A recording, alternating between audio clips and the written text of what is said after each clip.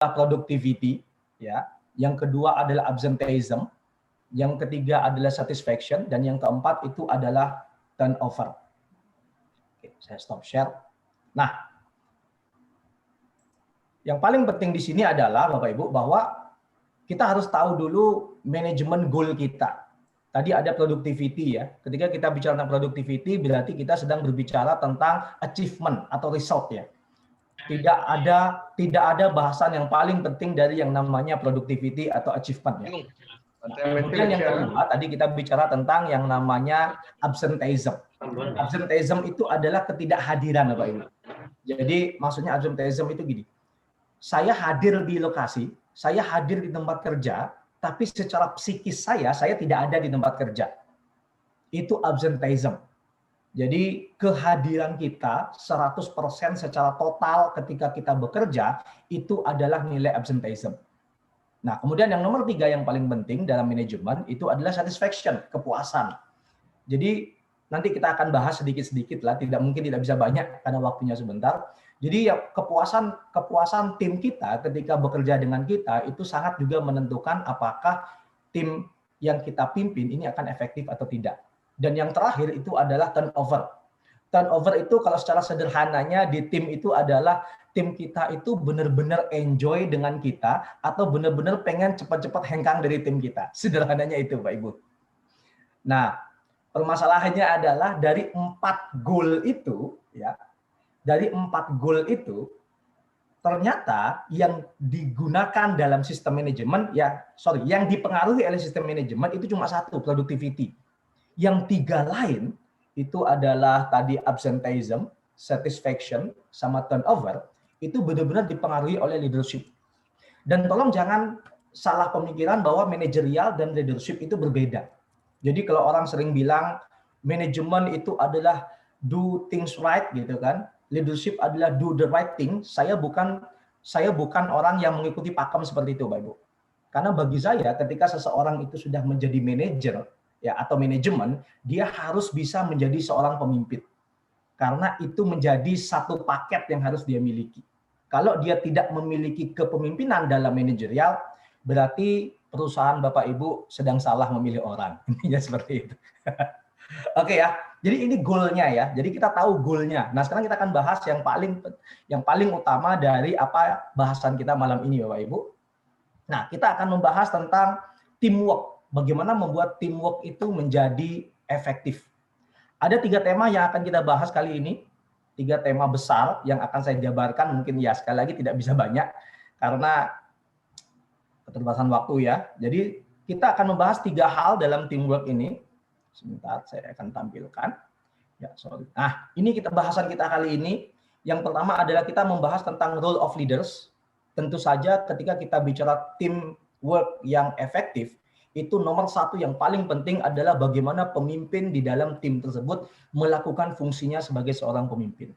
Kemudian yang kedua kita akan bahas tentang team performance. Bagaimana kita membuat tim ini memiliki performance yang tinggi.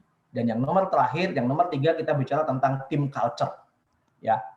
Nah, kita masuk saja di pembahasan yang pertama Bapak Ibu. Nah, mungkin nanti materinya bisa di-share ya, Mas Imam, Bos. Okay. Jadi saya akan tampilkan sedikit-sedikit, setelah itu saya akan banyak berbicara. Nah, di sini role of leaders, di sini ada internal, di sini ada eksternal. Jadi role of leaders, ya ini saya stop share. Oke. Role of leaders itu adalah bagaimana seorang pemimpin di dalam tim, ya, itu menjalankan perannya sebagai seorang pemimpin. Sering kali kita lihat ketika kita diposisikan sebagai pemimpin di dalam sebuah tim, justru malah kita merasa sendirian.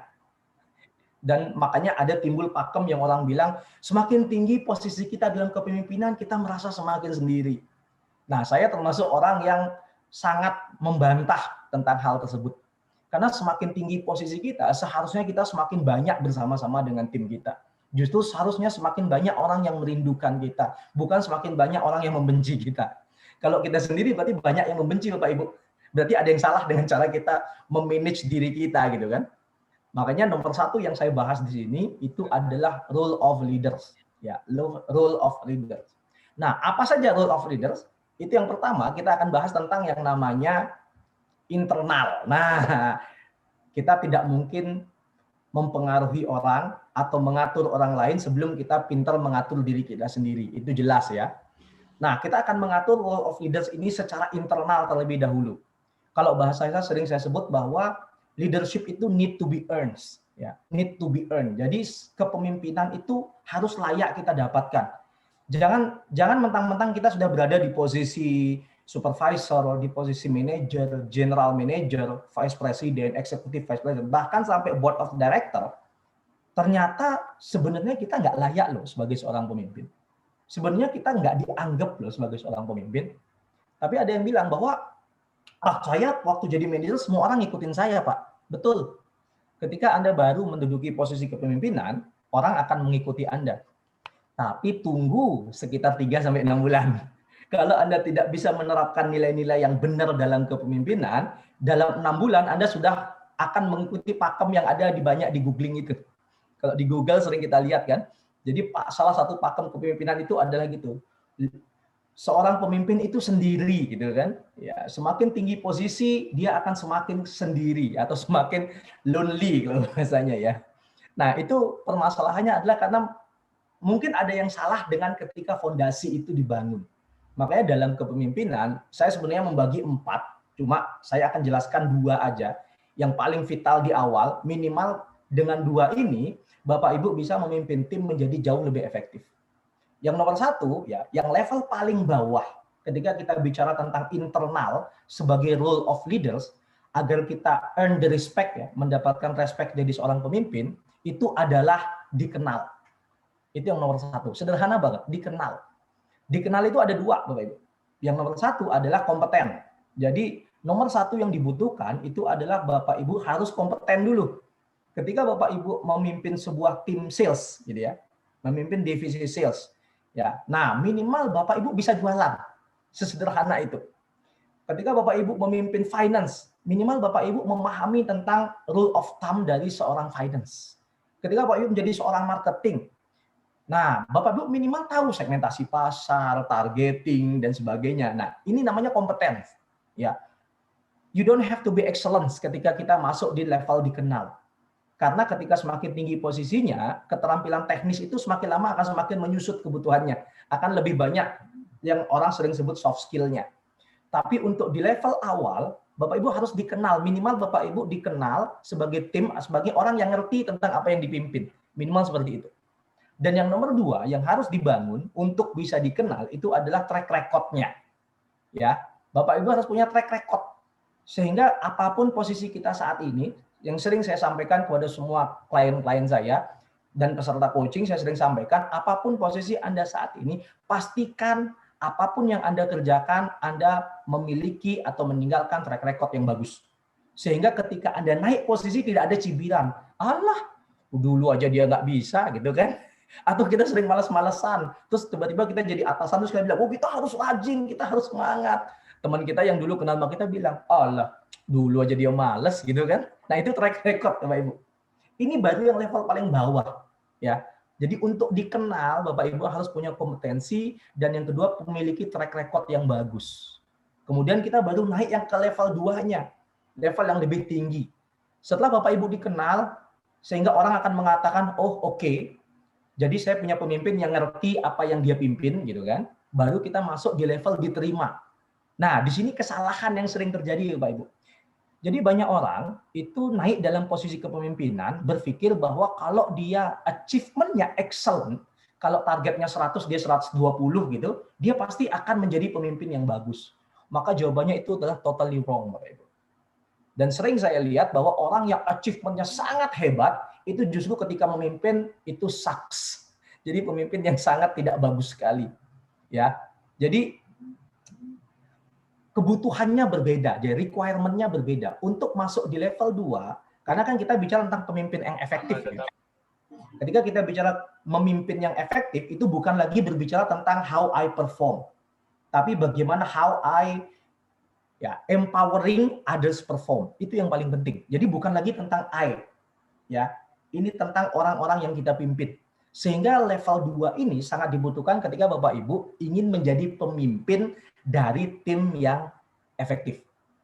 Nah, ketika kita bicara tentang diterima, yang sebagai level 2-nya ini, maka ada dua kebutuhan Bapak Ibu. Yang pertama itu adalah Bapak Ibu harus punya attitude yang bagus. Ya. Attitude yang bagus maksudnya adalah Bapak Ibu harus setiap hari ya mencerminkan pribadi Bapak Ibu sebagai pribadi seorang pemimpin. At least you act like one, itu bahasa saya. At least you act like one. Dan lah, terus gimana Pak kalau saya memang punya pribadi yang tidak bagus? Menurut saya tidak masalah. Bapak Ibu kalau punya pribadi tidak bagus, saya sering ngasih nasihat gini. Ini nasihatnya cukup nakal ya, karena saya udah banyak ketemu orang gitu kan. Tapi saya punya sifat yang tidak bagus Pak. Contoh salah satu sifat yang paling tidak bagus dalam kepemimpinan itu adalah pushy Pak. Pushy itu terlalu suka neken orang. Nah, itu kan at some point bagus, at some point not good gitu ya. Nah, tapi saya punya tipikal orang pushy, Pak. Gimana caranya? Ya, saya cuma bilang seperti ini. Ketika Anda masuk kerja jam berapa? Masuk kerja jam 8. Pulang jam berapa? Jam 5 gitu kan. Saya bilang, jam 7.59, ketika Anda sebelum melangkahkan kaki masuk ke dalam kantor, Anda terserah mau jadi pushy juga tidak masalah. Tapi at the moment you step in to the office, Anda harus barrierkan itu pushy-nya. Karena tidak semua orang senang dengan pemimpin yang pushy. Ketika pemimpin yang suka menekan, bahkan ada timnya yang menangis. Kalau itu jadi tidak bagus. Jadi saya bilang attitude itu tidak peduli sifat Anda seperti apa, tapi ketika Anda masuk dalam kantor dan menjadi seorang pemimpin, you need to be act like one. Ya, itu yang disebut dengan attitude. Hopefully ketika itu dilakukan bertahun-tahun, hopefully ya attitude kita akan berubah. Jadi jangan minta perubahan tuh langsung saya berubah, nggak bisa. At least you act like one. Act like one dan hopefully itu akan berubah suatu hari nanti. Jadi itu attitude. Ya, jadi teman-teman yang punya kompetensi tinggi, yang kadang kita bilang kok kenapa saya achievement-nya bagus tapi saya nggak pernah diangkat jadi pemimpin gitu ya. Nah, mungkin dari pandangan atasan secara attitude Bapak Ibu tidak bagus. Mohon maaf, mudah-mudahan enggak ya. Lalu yang nomor 2 itu adalah social skill Bapak Ibu. Jadi secara internally setelah Bapak Ibu menunjukkan attitude yang bagus, orangnya sabar, orangnya tegas gitu kan, orangnya mengayomi gitu. Orangnya mau ngebimbing timnya. Nah, berikutnya yang kedua adalah Bapak Ibu harus punya social skill-nya harus bagus. Jadi social skill itu intinya adalah seorang pemimpin itu harus jadi flamboyan Bapak Ibu. Nah, menyakitkan nggak itu? Tapi saya orangnya introvert, Pak. Dia bilang, I don't care, Bapak Ibu introvert. At the moment you step into the office, you need to be someone that you should be. Jadi ketika Bapak Ibu masuk ke dalam kantor, meskipun Bapak orangnya introvert, ketika Bapak Ibu masuk kantor, Bapak harus mau tiba-tiba menyapa tim. Halo, halo, halo. Bapak Ibu harus mau menyapa tim Bapak Ibu. Terserah bagaimanapun caranya. Nah, social skill ini dan attitude ini Bapak Ibu, yang pada akhirnya membuat Bapak Ibu itu menjadi pemimpin yang sangat dekat dengan tim. Sehingga Bapak Ibu akan diterima. Ketika Bapak Ibu diterima oleh mereka, biasanya tim itu mau dengerin kita. Kalau orang sering bilang kan gitu, I don't care how much you know, ya kan, until I know how much you care, gitu kan sederhananya kan. Dan ini konsep di level 2 dalam kepemimpinan. Jadi cemerlang apapun achievement Bapak Ibu, 150%, 180% sampai 200%, kalau mereka tidak tahu bahwa Bapak itu peduli dengan mereka, mereka nggak akan peduli seberapa besar Bapak Ibu tahu. Oke, itu internally. Kemudian ada externally. Waduh, ini externally lebih sadis lagi. Role of leaders externally secara garis besarnya Bapak Ibu harus memahami 3 hal. Nanti silakan di-googling caranya ya. Yang nomor 1 adalah Bapak Ibu harus memahami tentang persepsi. Jadi bagaimana cara kita mengatur persepsi sehingga tidak ada persepsi yang liar. Kesalahan paling besar yang membuat tim itu hancur itu adalah persepsi yang saling berbenturan satu sama lain. Ya. Persepsi yang salah, ya, persepsi yang saling berbenturan satu sama lain itu akan membuat tim itu tidak harmonis. Kemudian yang nomor 2, Bapak Ibu harus mengatur secara externally bagaimana membangun motivasi. Dan yang ketiga itu adalah bagaimana Bapak Ibu memberikan kepada tim Bapak Ibu itu learning, pembelajaran. Jadi kadang kita lupa bahwa role leader itu bukan cuma ngasih tugas, ya, ngasih tugas, biarin tim bekerja, terus kita minta mereka berhasil kita kasih reward, mereka gagal kita kasih punishment. Bukan cuma di situ Bapak Ibu. sama kayak baju ya, sederhananya gini, sama kayak baju, itu baju kalau dicuci ya, kalau diperas terus, sudah kering tetap diperas Bapak Ibu, yang jadi baju itu robek Bapak Ibu. Nah, Bapak Ibu harus tetap menjaga humidity-nya, menjaga kelembapan dari baju itu, sehingga baju itu akan selalu bisa diperas. Nah, untuk menjaga baju itu tetap basah, itulah yang dibutuhkan dengan namanya learning. Persepsi, olah pikir ya, bagaimana cara pandang orang terhadap sesuatu, motivasi bagaimana membuat orang termotivasi, dan yang terakhir yang paling jarang dilakukan itu adalah bagaimana meningkatkan kompetensi dari tim kita. Banyak pemimpin yang tidak berpikir tentang bahwa meningkatkan kompetensi tim itu sangat penting.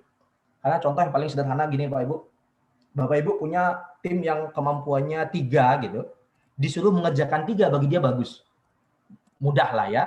Tapi begitu dia naik menjadi tingkat kesulitannya 7, ini udah setengah mati dia nggak akan bisa ngangkat. Yang perlu dilakukan adalah Bapak Ibu akan harus naikkan kompetensi level dari tim Bapak Ibu ke angka 7. Sehingga ketika kompetensi level tim sudah di angka 7 melalui learning tadi, ketika ada masalah di 3, ini sudah setengah merem dia bisa nyelesain. Dikasih 7 dia bisa. Nah, bayangkan kalau Bapak Ibu terus tingkatin jadi 10, tingkatin jadi 15, tingkatin jadi 20. Yang senang itu kita kok.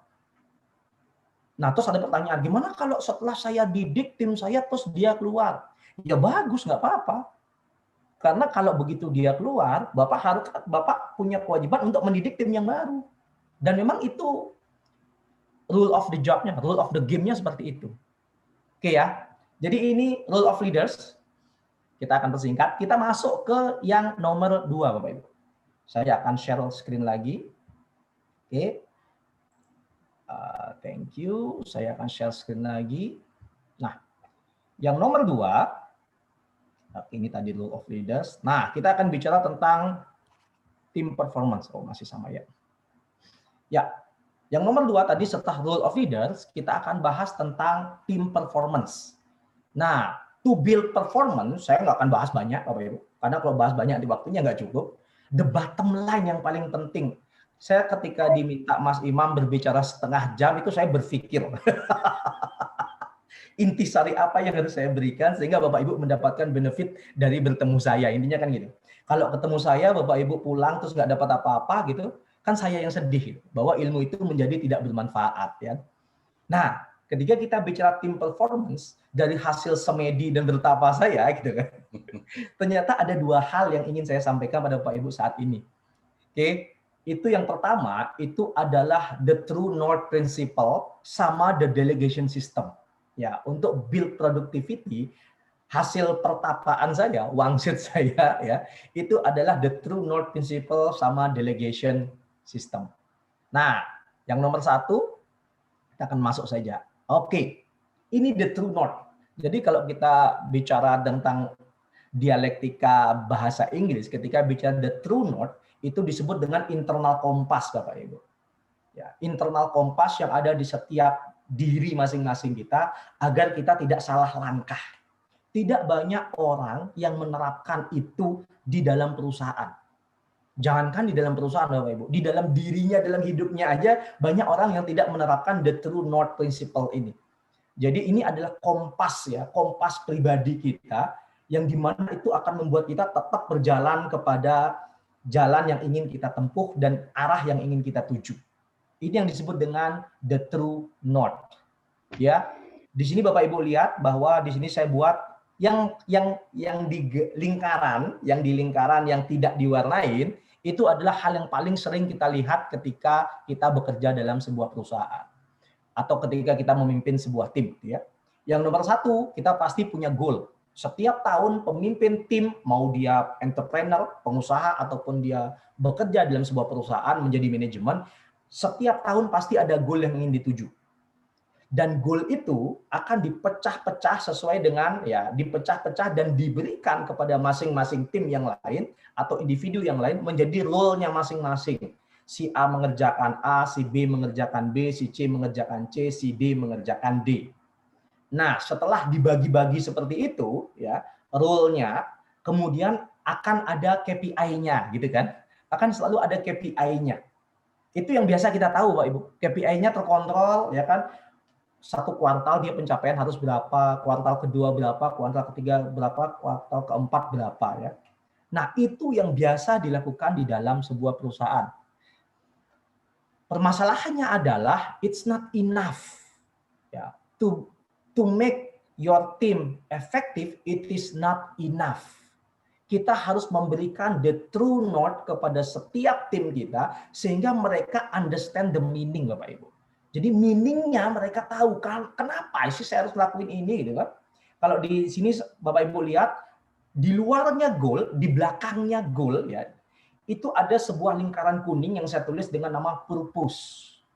Di dalam sebuah goal itu ada purpose. Di dalam sebuah role itu ada responsibility-nya. Dan di dalam accountability key performance indicator itu ada yang namanya kontrolnya. Seperti itu. Ya, saya stop share. Biar bisa ngeliat muka saya lagi. Jadi yang pertama Bapak Ibu, purpose ya. Goal itu ada purpose. Ini saya punya sebuah cerita ya. Jadi saya ceritakan ini. Ketika saya masih bekerja di salah satu perusahaan fast moving consumer good waktu itu, membawahi 3.000 lebih karyawan waktu itu kan. Ada satu orang office boy ya yang sangat rajin. Kakinya sudah agak pincang karena kecelakaan. Jadi setiap pagi kita datang jam 8, dia sudah datang setengah 7. Kita pulang jam 5, saya bisa extend sampai jam 7, dia pulang jam 10. Setiap hari dia pulang jam 10, masuk jam 5. Nah, setelah itu saya berpikir, ini pernah nggak sih namanya Mas B gitu kan? Namanya Mas B. Pernah nggak sih Mas B ini dijak ngobrol gitu kan? Waktu itu kebetulan saya diminta untuk jadi salah satu decision maker di sana lah, si level waktu itu. Nah, saya suatu ketika saya panggil Mas B ini. Saya panggil Mas B ini, saya ngobrol. Mas, habis biasanya beliau kalau sore-sore itu saya biasa langganan buatan mie, Indomie gitu kan. Nggak boleh nyebut merek di sini ya. Ya, mie instan gitu kan, mie instan. Nah, kemudian suatu ketika beliau datang ke ruangan saya membawakan mie instan pakai telur gitu kan, sore-sore biasanya habis asar gitu. Nah, saya minta duduk, Mas Budi, duduk dulu sini Mas. Dia duduk, saya ngobrol. Mas, udah berapa lama kerja di sini? Dia bilang, wah udah lumayan lama Pak, saya udah hampir 10 tahun. Oh, berarti 10 tahun posisi seperti ini ya? Betul Pak. Oh, iya. Tahu nggak Mas? Pada kesempatan ini, saya cuma iseng Bapak Ibu. Dia bilang, pada kesempatan ini, saya ingin mengucapkan terima kasih. Sampai tangan saya buka gitu. Saya ucapkan terima kasih sama Mas Budi. Dia bingung kan? Dia ngangkat tangannya itu sambil bingung. Maksudnya kenapa? Gimana Pak? Iya, saya ingin ucapkan terima kasih. Tahu nggak Mas? Mas ini termasuk salah satu orang paling penting dalam perusahaan ini. Dia bilang, Bapak bisa aja gitu kan. Loh benar. Coba bayangkan gini Mas, ini sederhana ya saya bilang Mas. Mas Budi coba cuti sebulan. Terus perusahaan ini nggak ada pengganti yang kayak Mas Budi. Kira-kira tahu nggak apa yang terjadi sama perusahaan ini? Dia cuma bilang, jawabannya sederhana, kotor Pak. Betul. Sehari aja kotor kan? Betul Pak. Nah kalau kotor yang terjadi apa? Penyakit Pak. Nah kan, coba Bapak Mas bayangkan ya, Mas nggak ada sebulan, nggak usah sebulan ya, seminggu nggak ada di perusahaan ini dan perusahaan ini kotor dan tidak ada orang yang membersihkan. Kira-kira perusahaan ini bisa bekerja dengan baik nggak? Ya enggak lah Pak. Saya bisa duduk manis nggak di sini dengan bekerja setiap hari ruangan bersih, bisa nggak? Ya enggak lah Pak, kan saya masuk ke ruangan Bapak tiap hari ngelap. Nah, tuh kan, benar nggak saya bilang? Mas itu salah satu orang paling penting di perusahaan. Saya bilang sama beliau, jangan pernah ada ya yang boleh melecehkan apapun yang Mas Budi pekerjakan. Karena Mas Budi ini bagi saya pribadi adalah orang yang paling penting dalam perusahaan. Ketika Mas Budi mendapatkan masalah, sampaikan pada saya akan orang yang pertama akan turun membantu Mas Budi. Beliau keluar dengan senyuman yang luar biasa Bapak Ibu.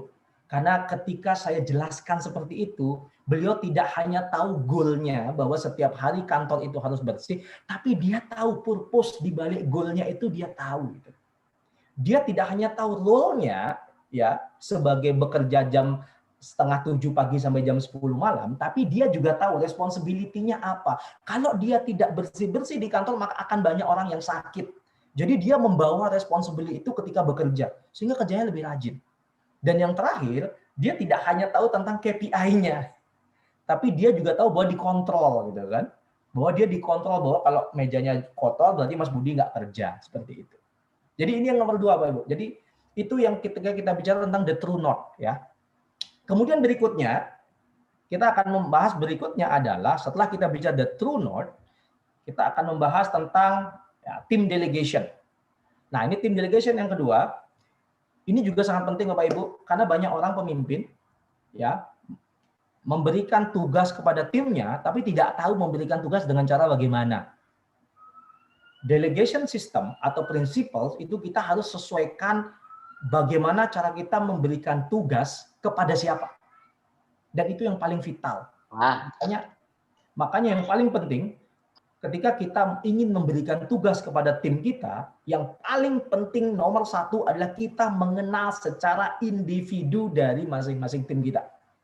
Kalau kita nggak kenal, kalau bahasanya almarhum Didi Kempot, ambiar Bapak Ibu. Kita harus kenal masing-masing tim yang akan kita beri tugas. Minimal yang benar-benar di bawah kita tahu nih kemampuan mereka masing-masing apa, gitu kan? Makanya di sini saya bagi dalam pendelegasian tim, sistem pendelegasian tim itu ada 4 stepping. Nah, Bapak Ibu harus mikir nih, setiap memberikan tugas kepada orang, pada tim atau satu kelompok tim, Bapak Ibu harus mikir nih, levelnya di mana, level 1, 2, 3, 4 gitu. Sehingga Bapak Ibu tahu cara memberikan tugasnya seperti apa. Ketika salah, maka yang terjadi adalah bubar. Contoh yang paling gampang, orang Indonesia ya, ketika dia dikasih diterangin gitu kan, diterangin, dijelasin gitu kan, ngerti nggak ngerti, jawabannya ngerti Pak Ibu. Bisa nggak bisa, jawabannya bisa. Ngerti? Ngerti Pak. Bisa. Insya Allah pasti bisa gitu. Loh, saya bukan nanya insya Allah pasti bisa, kamu bisa nggak gitu kan? Itu orang Indonesia gitu kan. Dan ini realita gitu. Nah, kita harus tahu nih, kita harus tahu 4 level cara pendelegasiannya itu. Oke, yang nomor 1 itu adalah directing Bapak Ibu. Jadi yang nomor 1 itu adalah directing. Oh, ini belum saya share ya. Saya share dulu deh. Oke. Ya, oke. Siap. Ini saya biar hilang dulu. Oke, good. Ya. Nah, yang nomor 1 dalam tim delegation itu adalah directing. Jadi ini yang paling rendah levelnya Bapak Ibu. Jadi bagaimana kita ketika ketemu dengan tim kita benar-benar arahin semuanya sedetail mungkin sampai langkah-langkahnya, milestone-nya ya kan, dan apa yang dibutuhkan di setiap milestone. Itu namanya direct. Ini dilakukan kepada tim ya yang memang secara skill itu rendah sekali Bapak Ibu. Yang pertama adalah direct. Kalau kita tahu nih kompetensinya rendah gitu kan, maka kita harus direct mereka. Jangan bilang, ya kamu harusnya belajar dong, kamu kan sudah posisi, kamu harusnya bisa. Nggak ada yang namanya harus bisa. Kita pun dulu belajar, Pak Ibu. Oke? Jadi itu level pertama. Jadi kita harus tahu nih, oh tim kita nih, tim saya ini nggak capable nih. Saya harus berikan directing nih, kompetensinya rendah. Ya, jangan dibilang, ya kamu kompetensinya rendah, nggak ada gunanya, nggak bisa. Kadang kita butuh orang seperti itu. Karena orang yang didirect ya, itu seperti, kadang kalau kita bilang itu seperti banteng.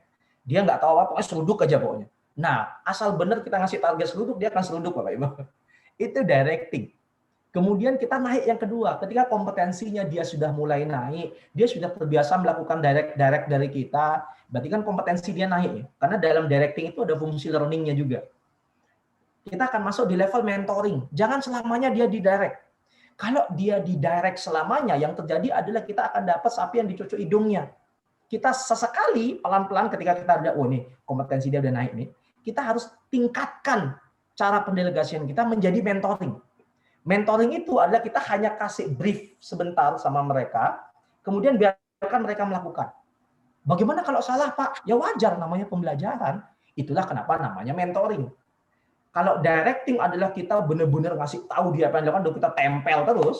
Kalau mentoring ya, kita hanya brief dia, kemudian dia melakukan, kita tempel, itu namanya mentor. Kita akan tempel terus. Seminggu sekali atau 3 hari sekali kita tanya, gimana perkembangannya? Oh gini Pak, gini. 3 hari lagi kita tanya, gimana perkembangannya? Gini Pak. 3 hari lagi tanya, gimana perkembangannya? Jadi kita tempel terus, tapi sudah kita tidak direct secara detail sekali. Ini kalau kita lihat kompetensinya udah naik. Nah, ketika ini sudah naik lagi levelnya, gitu kan? Berarti dia dari grade D, udah naik ke grade C gitu kan. Nah, setelah dari grade C mentoring dia naik, ternyata saya lihat dia udah naik ke grade B kok ini gitu kan. Nah, kita akan coba briefnya tetap sama, tapi tempelannya diperlama. Itulah yang disebut dengan yang namanya controlling. Yang namanya controlling itu minimal kita bagi jadi 4. 0 ya, kemudian 0 sampai 10, kemudian 0 sampai 10%, kemudian dipotong di angka 25 sampai 30%, kemudian dipotong dari angka 50 sampai 60%, kemudian dipotong terakhir di angka 70 sampai 80%. Jadi selalu dipotong. Oke, jadi dia dipotong menjadi 4 bagian. Jadi 0 sampai 10, kemudian 25 sampai 30, kemudian dipotong lagi 50 sampai 60, kemudian terakhir dipotong 70 sampai 80. Jadi potongan itulah yang akan kita lakukan, karena kita nggak akan nempel dia tiap 3 hari sekali. Sederhananya kalau tugas itu 1 minggu, gitu kan? Kalau tugas itu 1 minggu, berarti kita potong, misalnya tugas Senin harus jadi. Minimal kita akan potong Senin, kemudian kita potong Rebo, kita potong Jumat. Sesederhananya seperti itu, Pak Ibu. Jadi kita sudah nggak tempel dia setiap hari harus report, tapi kita sudah kontrol aja setiap time frame-nya yang ada. Nah, terus kita lihat nih, mistake will happen. Itu yang saya selalu bilang, mistake will happen. That's how we grow. That's how they grow. Ya, jangan pernah lupakan bahwa kita juga dulu sama seperti mereka. Terus jangan berharap mereka berada di posisi kita. Satu hal yang sering saya bilang, Pak Ibu, kalau bawahan kita punya kemampuan seperti kita, ya dia posisinya sama dengan kita, Bapak Ibu. Itu sederhananya. Jadi bahasa yang kita bilang, masa kamu ini aja nggak bisa, saya aja bisa. Kalau saya jadi bawahan, saya akan bilang, ya pantas dong Bapak manajer, ya pantas Bapak bisa, saya nggak bisa. Kalau saya bisa, saya manajer, Bapak bawahan saya dong. Saya akan jawabannya kayak gitu. Oke, yang terakhir adalah delegating. Delegating itu yang paling terakhir, Bapak Ibu. Delegating itu maksudnya adalah kita udah tahu, kita sudah hanya tinggal brief mereka terakhir, kemudian kita kasih mereka tugasnya dan kita cuma tinggal lihat hasilnya. Mungkin kita hanya potong di setengah 50%, kemudian di 100%. Itu biasanya untuk orang-orang yang sudah lama dengan kita, kompetensinya sudah tinggi, dan biasanya orang-orang delegating ini adalah orang yang sudah siap kita promosi. Jadi biasanya seperti itu. Oke ya, waktu saya semakin pendek, kita akan masuk ke yang terakhir. Mohon izin ya, Mas Imam. Ya, kita akan masuk di bagian yang terakhir dari leading effective teamwork. Itu adalah tentang team culture. Ya, saya akan bahas sedikit aja. Setelah kita punya role of leaders, ya, role of leaders kita sudah benar, secara internally benar, externally benar. Kemudian kita sudah tahu bagaimana kunci dari team performance, yaitu tadi adalah the true north, dan bagaimana kita mendelegasikan tugas. Yang paling terakhir harus kita bangun itu adalah team culture. Ya, jadi kultur dalam tim itu nggak terbangun dengan sendirinya, Pak Ibu. Jadi kalau Bapak Ibu sebagai pemimpin saja cuek, gitu kan, tim Bapak Ibu akan cuek dengan Anda. Kalau kita cuek dengan permasalahan mereka, mereka akan cuek dengan achievement kita. Intinya seperti itu. Dan mereka akan cuek dengan tim-tim yang lain. Sebudut teuing lah. Masa bodoh mereka. Yang penting tugas gue selesai, lu mau ribut, lu salah selesai. Dan itu nggak boleh dalam tim culture. Jadi tim culture itu sakit satu sakit semua. Berhasil satu berhasil semua. Satu yang lemah harus ditolong dengan yang lain. Itu tim culture yang harus kita bangun, Bapak Ibu. Oke. Itu tim culture yang harus kita bangun. Nah, saya share sebentar. Oke, tadi belum di-share ternyata ya. Nah, ini tim culture Bapak Ibu. Oke, ya. Oke, ya. Ini tim culture. Untuk build the culture itu ada 4. Yang pertama adalah tentang office space, sesederhana itu. Yang kedua tim challenge, yang ketiga tim reward, yang keempat adalah selebrasi. Saya stop share, saya akan ngomong. Oke, kita akan masuk yang nomor 1. Build the culture nomor 1 adalah office space. Pertanyaan pertama adalah ketika Bapak memiliki sebuah tim, sudahkah office space dari tim-tim yang Bapak pimpin itu menunjukkan bahwa mereka adalah satu tim? Kadang hal itu sederhana Bapak Ibu, tapi itu sering dibuat masalah. Jadi permasalahan gitu. Satu tim tapi satunya di sini, satunya di sana, satunya di sana gitu. Ya, terus ada yang ngeyel. Ini kan luar biasa kan kalau kita bicara ngeles gitu kan. Tapi Pak, kita kan beda departemen. Betul. Beda departemen, tapi minimal beberapa hari, 2 hari sekali atau 3 hari sekali, tim itu harus bertemu untuk berdiskusi. Dan office space itu harus mendukung suasana diskusi yang bagus. Itu yang paling penting. Jadi zaman office space yang masih pakai box-box seperti itu menurut saya udah zaman kuda gigit besi gitu. Jadi semua harusnya blong, semua harusnya lebih santai, sehingga mengaura diskusi itu lebih bagus. Itu yang nomor satu, office space terus kasih tulisan-tulisan motivasi. Kalau ada yang mau sambil keren lagi dikasih mural atau apa, tapi yang menunjukkan bahwa ke kantor itu senang gitu. Ketika orang senang, orang akan bersemangat untuk bekerja. Itu yang nomor satu. Nomor dua, yang paling penting dalam tim culture itu ada tim challenge, Bapak Ibu. Jadi yang paling lucu yang sering saya ingatkan bagi perusahaan adalah kita harus punya teamwork, ya. Tapi setiap challenge yang dilakukan itu rewardnya individu. Karena tadi nanti masuk ke yang ketiga adalah tim reward, gitu kan. Tim challenge dan tim reward ini menjadi satu kesatuan yang tidak terpisahkan. Kita ingin teamwork, Pak. Kemudian saya nanya, di sini ada reward. Saya paling sederhana banget. Kalau saya konsultan itu gampang banget.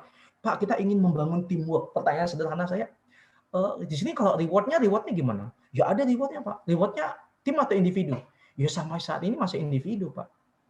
Ya saya bilang, itu sampai Lebaran gorila juga nggak akan ada teamwork, Bapak Ibu. Kalau kita mau punya tim culture, ya sistemnya dibangun culture. Tim challenge, innovation challenge, breakthrough challenge, atau apalah pokoknya tuh, rewardnya juga itu tim reward, sehingga pada akhirnya setiap tim itu berlomba-lomba untuk menjadi kompak satu sama lain.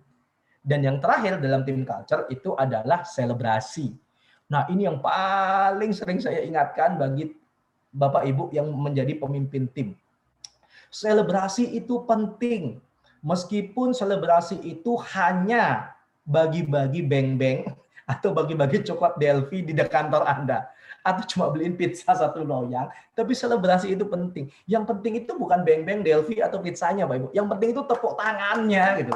Tepuk tangan dan announcement bahwa ada di tim kita yang berhasil dan kita mendukung mereka gitu. Dan selebrasi ini menjadi hal yang krusial yang akan mengikat di dalam tim. Syukur-syukur Bapak Ibu mau spend a little bit of your income untuk ngajak nongkrong di mana. Ya kalau masih belum bisa ya minimal nongkrongnya sama, bayar sendiri-sendiri, tapi spend a little time of our time ya untuk nongkrong bersama dengan tim. Karena itu akan menjadi selebrasi-selebrasi yang diingat. At the end, after all, Bapak Ibu, ketika kita selesai bekerja, yang diingat itu adalah, memorinya Bapak Ibu. Jadi sering saya bilang, ketika orang bekerja, itu nggak akan diingat Bapak Ibu itu achievement-nya apa, itu nggak akan diingat sama teman-teman. Ketika kita sudah sama-sama pensiun nanti, atau nanti ketika meninggal, yang diingat itu adalah memorinya, baik atau enggak, orangnya asik atau enggak, orangnya welcome atau enggak, orangnya humble atau enggak. Dan celebration ini akan menjadi pengikat di dalam tim. Oke, mungkin itu yang bisa saya sampaikan untuk saat ini, Mas Imam. Oke. Waktunya sudah habis. Oke. Terima kasih Coach Rama, luar biasa. Sepertinya kita harus beli plus dulu nih kepada beliau nih. Terima kasih Coach Rama. Siap. Selamat malam Coach. Ya. Mantap. Ya. Selamat malam. Mantap. Oke. Sebentar ya, Coach Rama ini sebelum ke materi kedua yaitu saya sendiri, ini ada beberapa pertanyaan. Mungkin saya tanyakan dulu ya, biar karena ini masih hangat ini ya. Sebelumnya kepada teman-teman saya sudah men-share 2 materi kita ya di kolom chat, silakan di-download ya. Materi dari Pak Rama dan dari saya sendiri ya. Oke, Pak Rama, pertanyaan dari Joko Prihatin. Coach Rama, bagaimana cara yang paling efektif dan cepat sebagai seorang leader untuk bisa diterima oleh seluruh tim? Oke. Yang pertama adalah at least Pak Joko ya di depan tim menjadi orang yang baik. Dan yang kedua sering gaul sama tim. Udah sederhana itu doang. Jadi Pak Joko sering behave ya sebaik mungkin di depan tim, meskipun itu bukan sifat Pak Joko. Behave sebaik mungkin di depan tim. Dan yang kedua sering gaul sama tim. Udah gitu loh. Sering bareng-bareng sama tim. Tim nongkrong ikut.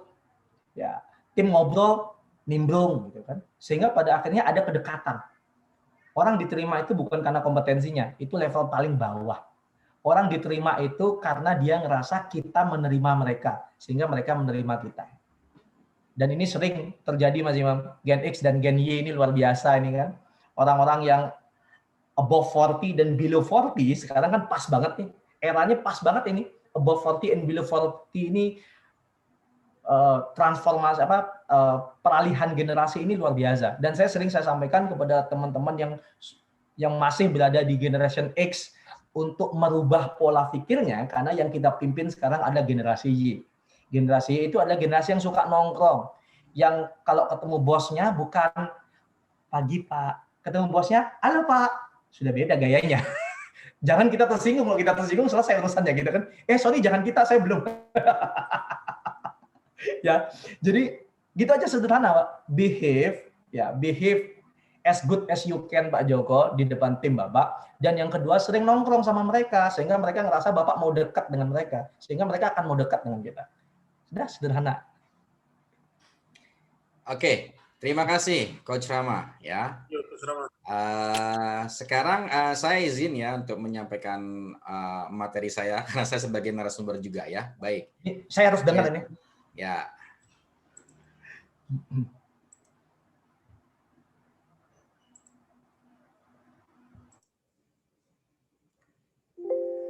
Baik, para sahabat semuanya, kalau tadi secara super sekali Pak Rama sudah menerangkan bahkan sampai ke level teknisnya ya, memang beliau pakar di bidang itu. Kalau dari saya mungkin saya hanya melengkapi saja, mengambil dari perspektif yang lain sesuai dengan sudut ke passion saya di bidang psikologi, utamanya di psikologi kebangsaan. Jadi saya lebih banyak berbicara tentang makro ya, lebih banyak tentang makro, kemudian dengan contoh-contoh yang lebih sifatnya besar ya, tentang nasionalisme dan dari beberapa tokoh ya. Baik, pertanyaan yang paling sering ya, dan mungkin sudah berulang kali menjadi diskursus banyak kajian. Sebenarnya pemimpin itu dilahirkan atau dibentuk ya? Dibentuk, Pak. Barangkali Anda bisa kasih komentar. Dibentuk. Dibentuk? Iya. Dibentuk, Pak. Tidak dilahirkan ya? Enggak. True leader, Pak. Baik, terima kasih untuk Pak komennya. Imam, sebentar. Ya. Boleh. Saya ada dari sempat ngelihat di punyanya Deddy Kobuser. Coba tanggapan nanti Pak Imam ya. Ya. Ada true leader don't create more follower, but they create more leader. Oke, ya. Nanti insya Allah di slide saya mudah-mudahan itu akan terjawab ya Pak ya. Oke, terima kasih. Oke, ya. Baik, pertanyaan apakah pemimpin dilahirkan atau dibentuk? Jawabannya sebenarnya semua pemimpin pasti kan dilahirkan lebih dulu ya Pak. Ya, mau Bung Karno, mau Mahatma Gandhi, mau siapapun, sebelum dia dibentuk pasti dia dilahirkan dulu. Dilahirkan dalam arti faktual yang lahir begitu ya. Baru kemudian pasti kemudian dibentuk. Baik dibentuk oleh situasi-situasi eksternalnya yang kemudian memancing internal dari seseorang untuk membentuk dirinya sendiri, ataupun pemimpin yang kemudian atas keadaan eksternalnya, ya, dan ini sudah banyak sekali contoh, melihat kenyataan di lapangan, melihat zamannya, dia akhirnya menjawab tantangan zaman itu, kemudian secara natural mereka membentuk dirinya sendiri untuk menjadi seorang pemimpin. Itu kira-kira yang menjadi prolog bahwa pemimpin itu yang pasti dilahirkan, dan yang pastinya lagi mereka membentuk dirinya baik by design, by their self ya. Mereka membentuk dirinya sendiri maupun secara tidak langsung dibentuk oleh keadaan.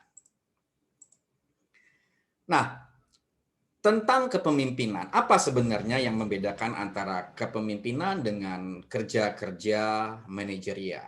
Ya. Nah, kepemimpinan ini levelnya memang di atas ya. Dia menjadi global, menjadi makro, menjadi besar karena memang kerja besar. Nah, kerja utama seorang pemimpin dalam peran kepemimpinan adalah mengarahkan sebenarnya. Dia mengarahkan, memberi arah kita ke utara, kita ke selatan. Oh, kita sedang chaos, kita sedang crowded. Sebenarnya arahnya sudah benar belum? Nah, itu kerja seorang pemimpin. Dia di depan, dia mengarahkan. Ayo sekarang kita ke utara. Ayo sekarang karena kondisi kita sedang COVID, ya, sedang semuanya mengalami degradasi. Nah, kita atur strategi dari utara, kita sekarang ke selatan misalnya. Nah, itu kerja seorang pemimpin. Yang kedua, kerja pokoknya adalah dia memberi semangat. Dia memberi semangat kepada semua anggota timnya, kepada semua yang dia pimpin. Nah, sedangkan kerja manajerial itu lebih teknis memang, dia lebih di internalnya. Manajerial adalah mendukung visi misi yang sudah disampaikan oleh seorang pemimpin, menata. Nah, ini dia membangun keteraturan. Ya, harus ada disiplin, harus ada absensi, harus ada KPI, ya, harus ada job appraisal, ada job desk, semua diatur oleh manajerial, ada HR, ada GA, dan seterusnya. Ini semua kerja yang membangun keteraturan agar tujuan, visi misi, dan arah yang disampaikan oleh sang pemimpin sampai efektif, terpenuhi, terwujud, dan seterusnya. Kerja manajerial berikutnya juga adalah ketaatan. Ya kan? Kalau ada yang tidak patuh, yang keluar dari arah, yang mengganggu, dia harus dipunish. Ya, dalam level tertentu dia harus dikeluarkan. Nah, fungsi manajerial juga ada pada fungsi kepemimpinan. Kepemimpinan ini yang lebih luas lagi. Nah, sedangkan manajerial sebenarnya lebih membumikan, mengkonkretkan, ya, mempraktekkan kerja-kerja besar dari seorang pemimpinnya. Nah, sifat utama dari seorang pemimpin, ya, yang pertama menurut saya adalah dia harus seorang pemimpi besar.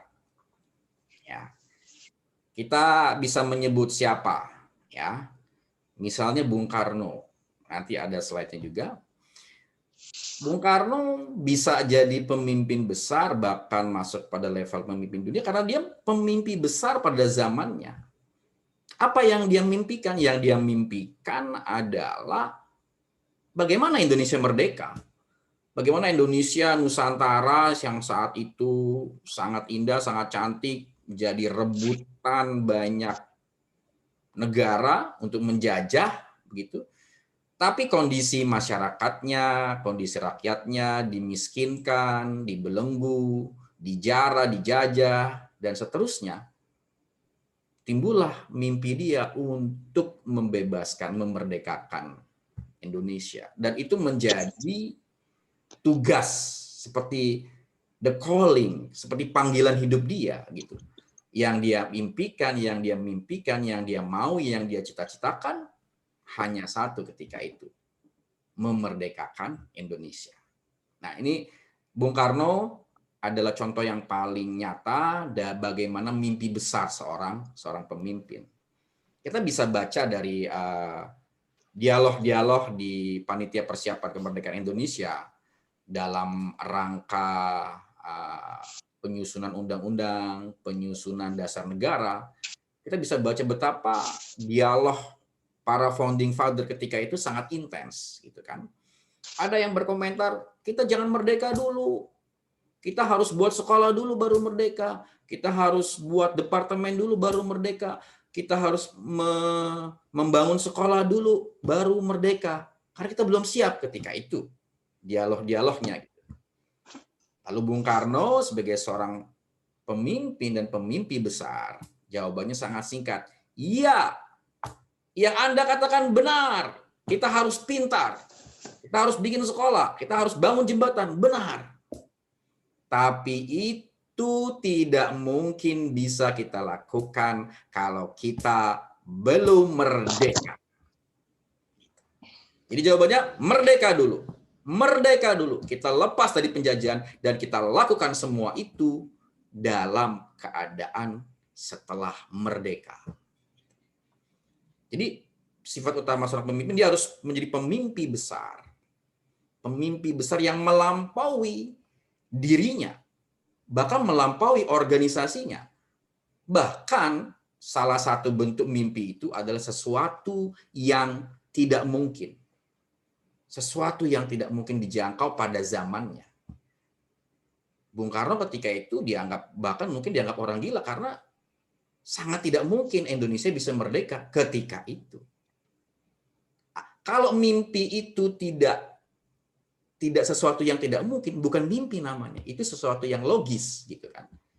Mimpi kita sekarang di zaman Covid ini bagaimana kita punya penghasilan yang bahkan jauh lebih besar daripada Covid. Itu baru mimpi namanya. Sesuatu yang tidak mungkin. Karena tidak mungkin, justru kita harus mencapainya.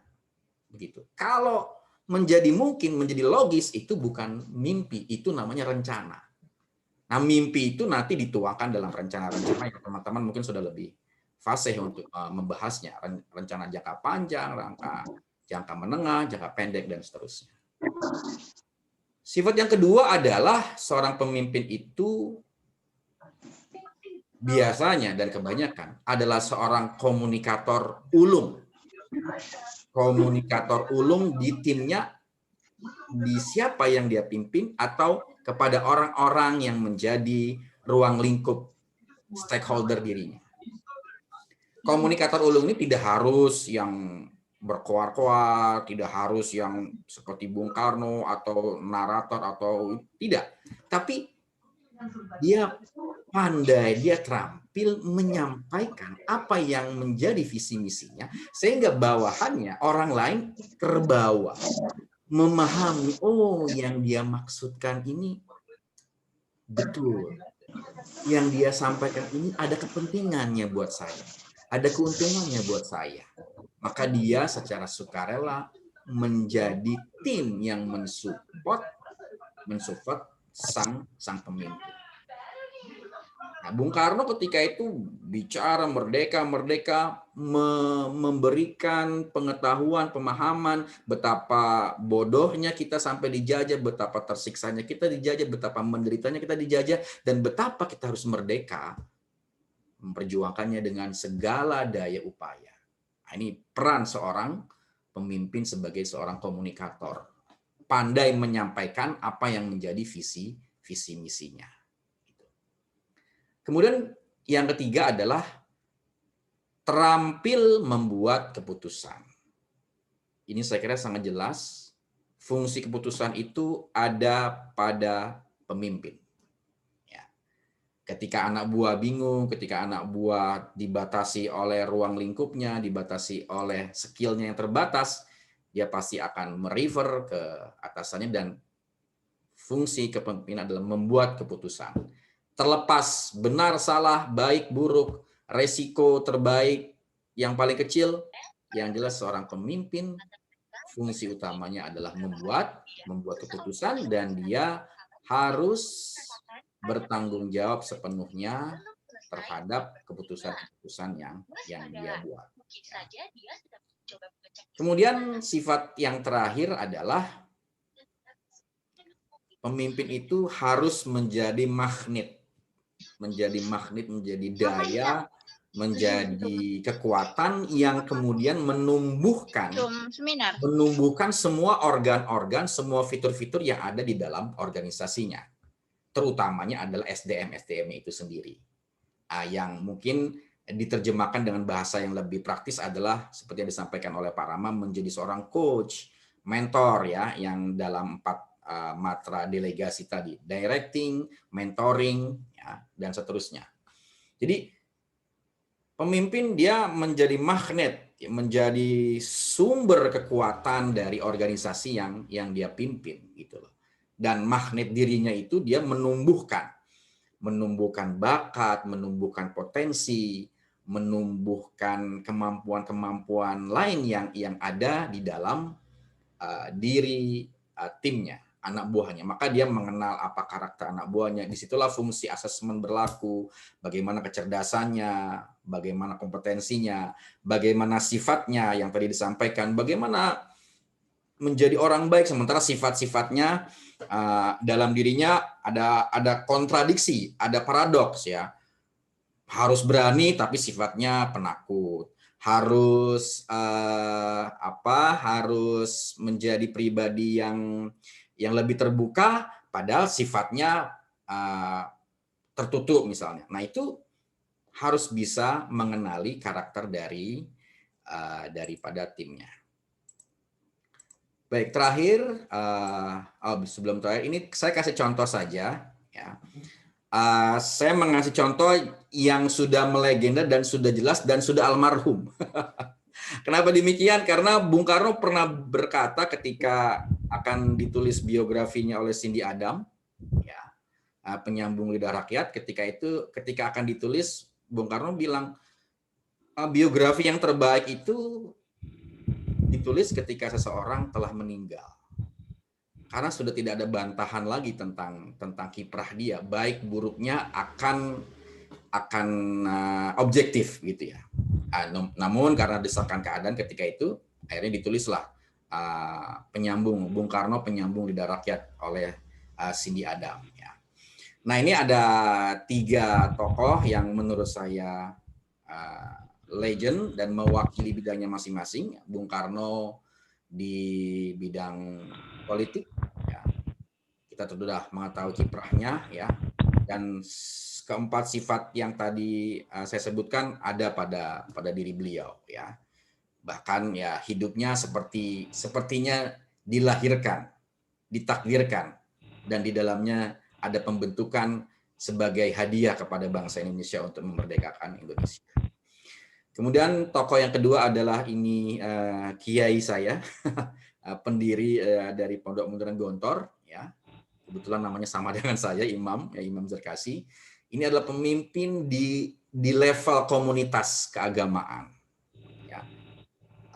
Mudah-mudahan sebagian teman-teman sudah ada yang tahu bagaimana kiprah Gontor ketika itu menjadi pondok modern, dan mimpi besarnya ketika itu adalah bagaimana membuat lembaga pendidikan yang dapat dengan mudah dan cepat ketika itu mengajarkan bahasa Arab dan bahasa Inggris dan kepemimpinan secara efektif, sehingga santri-santri Gontor ketika itu lahir, muncul sebagai tokoh-tokoh. Ya, kita ketahui usia Pondok Gontor sudah hampir 1 abad dan melahirkan banyak sekali tokoh-tokoh, mulai dari Idam Khalid, ya, wakil Perdana Menteri, ya, kemudian ada yang agak terbaru ini ada Din Samsudin, ada Hasim Muzadi, ya, banyak sekali kiprah-kiprah, dan ini lahir dari kepemimpinan beliau yang sangat menekankan disiplin, bahkan cenderung keras. Ya. Lalu tokoh terakhir adalah yang belum lama, baru saja meninggal, ini Pak Yaakob Utama, ya, dari Kompas Gramedia. Ini beliau adalah seorang guru yang menurut saya ini sangat asketik kalau menurut saya. Tadi ada peserta ya, kalau nggak salah ya, dari Kompas Gramedia. Mungkin beliau menerima langsung bagaimana setruman seorang Yaakob Utama, ya, dengan kesederhanaannya, dengan wisdomnya bisa membangun Kompas, ya, menjadi kerajaan, ya, menjadi perusahaan yang besar sekali di level media, ya. Kemudian masuk ke hotelnya, masuk ke online-nya, ya, dan seterusnya. Itu karena kepemimpinan beliau, figur beliau yang asketik. Yang saya kenang dari beberapa cerita beliau, bagaimana beliau punya keunikan dalam mendidik, ya, memainten karyawannya. Suatu ketika beliau dilaporkan oleh HR gitu ya. Pak Yaakob, ini ada karyawan kita nih malasnya minta ampun. Bagaimana Pak Yaakob? Nah, jawabannya ini anti mainstream, Pak, ya. Sudah, enggak apa-apa. Biarkan saja dulu. Suatu saat kemalasannya akan berguna buat kita. Wah, itu luar biasa. Ya, itu luar biasa menurut saya. Dan ajaran beliau yang saya kenang adalah selalu bersyukur. Selalu bersyukur. Selalu bersyukur. Jadi beliau mewujudkan bahwa kerja adalah bagian daripada ibadah, daripada penyembahan kepada Tuhan yang Maha Esa. Dengan doktrin seperti itu, kemudian terserap ke banyak karyawan, Kompas Gramedia, ya saya menyebutkan ininya, menjadi perusahaan yang memiliki integritas yang tinggi sekali, karyawan-karyawannya, ya jujur, tidak menerima suap, ya mematuhi aturan, ya bahkan Bu Sri Mulyani angkat tangan untuk hormat dan menyampaikan bahwa Kompas adalah perusahaan terbaik dalam laporan pajaknya. Di tengah banyak perusahaan-perusahaan yang tidak jujur, main belakang tentang laporan pajak, justru Yakob Utama yang memimpin Kompas Gramedia menjadi contoh bagaimana berkontribusi kepada bangsa dan negara dalam konteks perpajakan. Baik, kita yang terakhir adalah ini karena saya sudut pandangnya psikolog kebangsaan, apa tips-tips yang bisa kita terapkan? Ya, sebenarnya itu tips yang sudah umum ya di level coaching. Pemimpin itu harus memerankan 3 hal. Ya, ini ajaran dari Ki Hajar Dewantoro. Kita sudah sering mempelajarinya dulu ketika sekolah. Ya. Yang pertama adalah ingarso suntulodo. Ketika dia di depan, dia harus memberikan teladan, contoh. Ya, contoh, maka seperti yang Pak Rama sampaikan tadi, bahwa kita harus memulai dari diri kita, gitu, sebisa mungkin, gitu. Nah, bagaimana kalau kita harus berani, harus perfect, sementara ada sifat-sifat. Nah, ini saya sedikit saja perbedaan antara sifat dengan sikap. Sifat itu bisa menjadi paradoks di dalam diri kita. Ada kebaikan, ada keburukan. Kenapa demikian? Karena memang bawaannya dari sana. Tuhan telah menitipkan kebaikan dan keburukan di dalam diri kita. Karena itulah kita berjuang dalam kehidupan ini untuk memenangkan lebih banyak kebaikan daripada keburukan. Nah, sedangkan sikap itu adalah filterisasi dari sifat-sifat kita. Di mana ketika you have to be like one, seperti Pak Rama tadi, ketika kita menampilkan diri keluar, dan seleksi itu adalah sifat yang sudah dipositifkan. Meskipun sifat kita ini pemalu, tapi sikap kita harus menjadi seorang yang berani, karena kita punya tanggung jawab. Nah, maka sikap itu adalah pilihan. Gitu. Tidak sepenuhnya kita bisa menjadi baik, karena kita bukan manusia yang suci. Kita adalah manusia yang tadi ada paradoks-paradoksnya. Tetapi sikap dengan intelijensi kita, dengan rasional kita memilih bahwa yang harus keluar dalam diri kita adalah hal-hal yang baik saja. Meskipun itu tidak serta-merta membersihkan diri kita sepenuhnya menjadi betul benar-benar baik. Nah, jadi pembiasaan sikap itu akhirnya dilatih dan menjadi habit, menjadi kebiasaan. Dan pembentukan ini terjadi selama rentang kehidupan kita. Nah, selanjutnya di tengah seorang pemimpin harus membimbing, melayani, membimbing sebagai guru, sebagai coach. Apa yang bisa saya bantu? Kamu sedang mengalami apa? Kenapa kamu kemarin tidak masuk? Kenapa appraisal performa kamu semester ini menjadi rendah, tidak tercapai? Ada apa? Nah, ini sebagai ing madio mangunkarso. Dan terakhir adalah tut wuri handayani, mendorong. Ya, ibarat mobil, gitu ya. Kita sebagai pemimpin harus siap menarik mobil melalui tambangnya dari depan ke belakang. Kita juga harus siap dari belakang untuk memberi dorongan. Baik, saya kira itu tambahan saja dari apa yang saya bisa lengkapi seperti narasumber kedua. Baik, Pak Rama, kita lanjut ya Pak Rama ya. Sebelum lanjut, kita beri tepuk tangan dulu dong untuk Wah, narasumber iya. kedua. Makasih.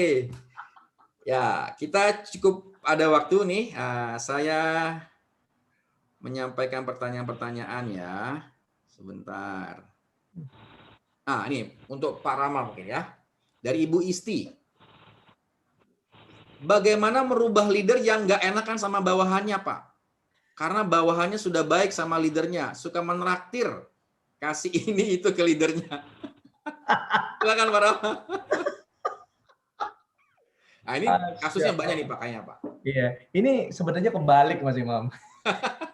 Harusnya kalau bawahannya ngasih leadernya satu, leadernya harus ngasih dua, Pak. Oh. Jadi kalau atasan yang senang dikasih, itu mindsetnya sebenarnya kebalik. Harusnya mereka malu.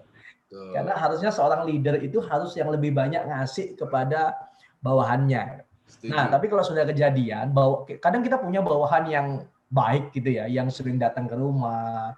Kalau setiap dia kemana sering ngasih kita cendera mata, kita juga nggak bisa menolak kan seperti itu. Ya. Nah, yang paling penting adalah ketika kita punya tim yang seperti itu, jangan sampai nanti kesannya menjadi sebuah personal. Jadi karena itu juga berpengaruh kepada tim yang lain nanti. Dia karena sering ngasih, kalau ada salah pasti nggak dihukum. Nah, jangan, itu bahaya malah kalau bahasa kita malah bahaya. Jadi kalau kita menemukan situasi seperti itu, yang paling sederhana adalah itu disolvekan by system aja. Jadi kita buat sebuah sistem yang dimana itu mengisi KPI-nya itu harus jelas. Jadi kita bantu melalui KPI-nya saja yang jelas. Sehingga setiap orang mau dia baik sama kita, mau dia tidak baik sama kita, memiliki KPI yang jelas. Nah, ketika orang yang baik sama kita, terus orang ini fail, dan kita harus menegur atau memberikan punishment ke mereka, maka kita tidak akan jatuh kepada ranah personal gitu kan. Karena kita bisa katakan, Bapak atau Ibu, mohon maaf, karena ini adalah KPI-nya, di sini saya lihat by data dan by system bahwa Bapak atau Ibu ini tidak achieve targetnya. Jadi secara prosedur perusahaan, maka saya harus melakukan ini. Nah, begitu juga terhadap orang-orang yang tidak pernah memberikan apa-apa, tapi merasa sering dimarahin. Itu kan sering jadi ya. Jangan-jangan saya dimarahin karena nggak pernah ngasih apa-apa gitu kan. Ya, betul. Nah, itu juga sama. Jadi kadang banyak hal dalam manajemen itu yang bersifat personal itu dapat diatasi dengan sistem. Jadi kalau bahasa sebenarnya kita ciptakan ini KPI yang jelas, sehingga pada akhirnya nanti ketika orang itu butuh punishment, maka punishment itu dilakukan by system dan by data. Dan kalau akan memberikan reward pun, mungkin kebetulan yang di-reward adalah orang yang baik sama kita, reward pun dilakukan itu by system, by data. Gitu. Kesalahan paling sering yang saya lihat kenapa pada akhirnya orang tersinggung dan pada orang yang merasa tidak ada fairness dalam manajemen, itu karena tidak ada data yang valid gitu. Data validnya nggak ada. Contoh yang paling sederhana, data valid yang paling sering jadi masalah itu kan permasalahan yang namanya skill gitu kan, atau attitude gitu kan.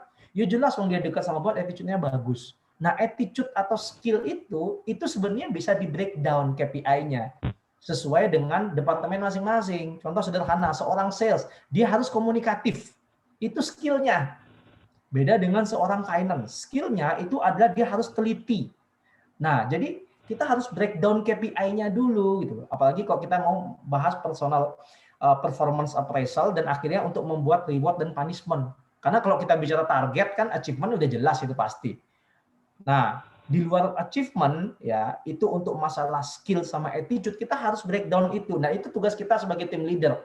Kita harus tentukan nih, saya pengen tim ini yang mengerjakan ini memiliki skill seperti apa dan attitude yang seperti apa.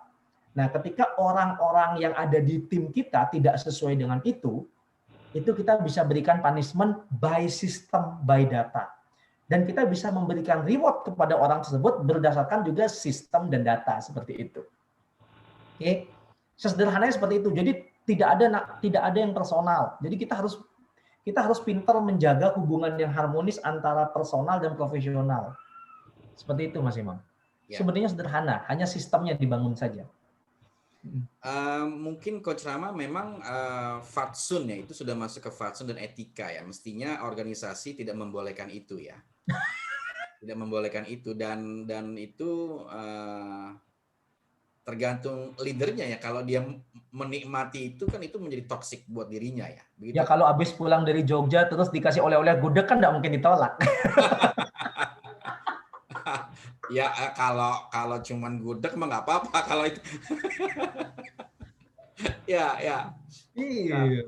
Baik. Oke, kita berkejaran dengan waktu nih, Pak. Silakan, ada pertanyaan dari Pak Sulyadi nih tentang generasi, Pak, tentang gap generation. Bagaimana teknik untuk memimpin generasi baby boomer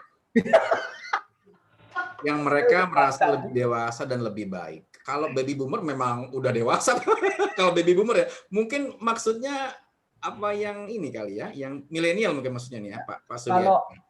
Kalau mungkin memang baby boomer, silakan Pak. Kalau yang disebutkan baby boomer adalah sesuai dengan kriteria baby boomer yang kelahiran sampai dengan tahun 60-an, tunggu pensiun aja, Pak. Iya betul. Ya, disabar-sabarin, diiyain.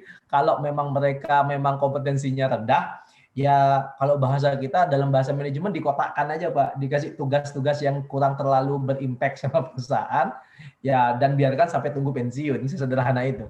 Tapi kalau yang dimaksud adalah generasi yang baru, nah, saya agak menebak nih, baby boomer itu maksudnya yang apakah yang lama banget atau yang terbaru gitu kan? Generasi Z. Coach Rama yang saya maksud adalah generasi-generasi seperti saya ini yang usianya 60 tahun kayak saya ini.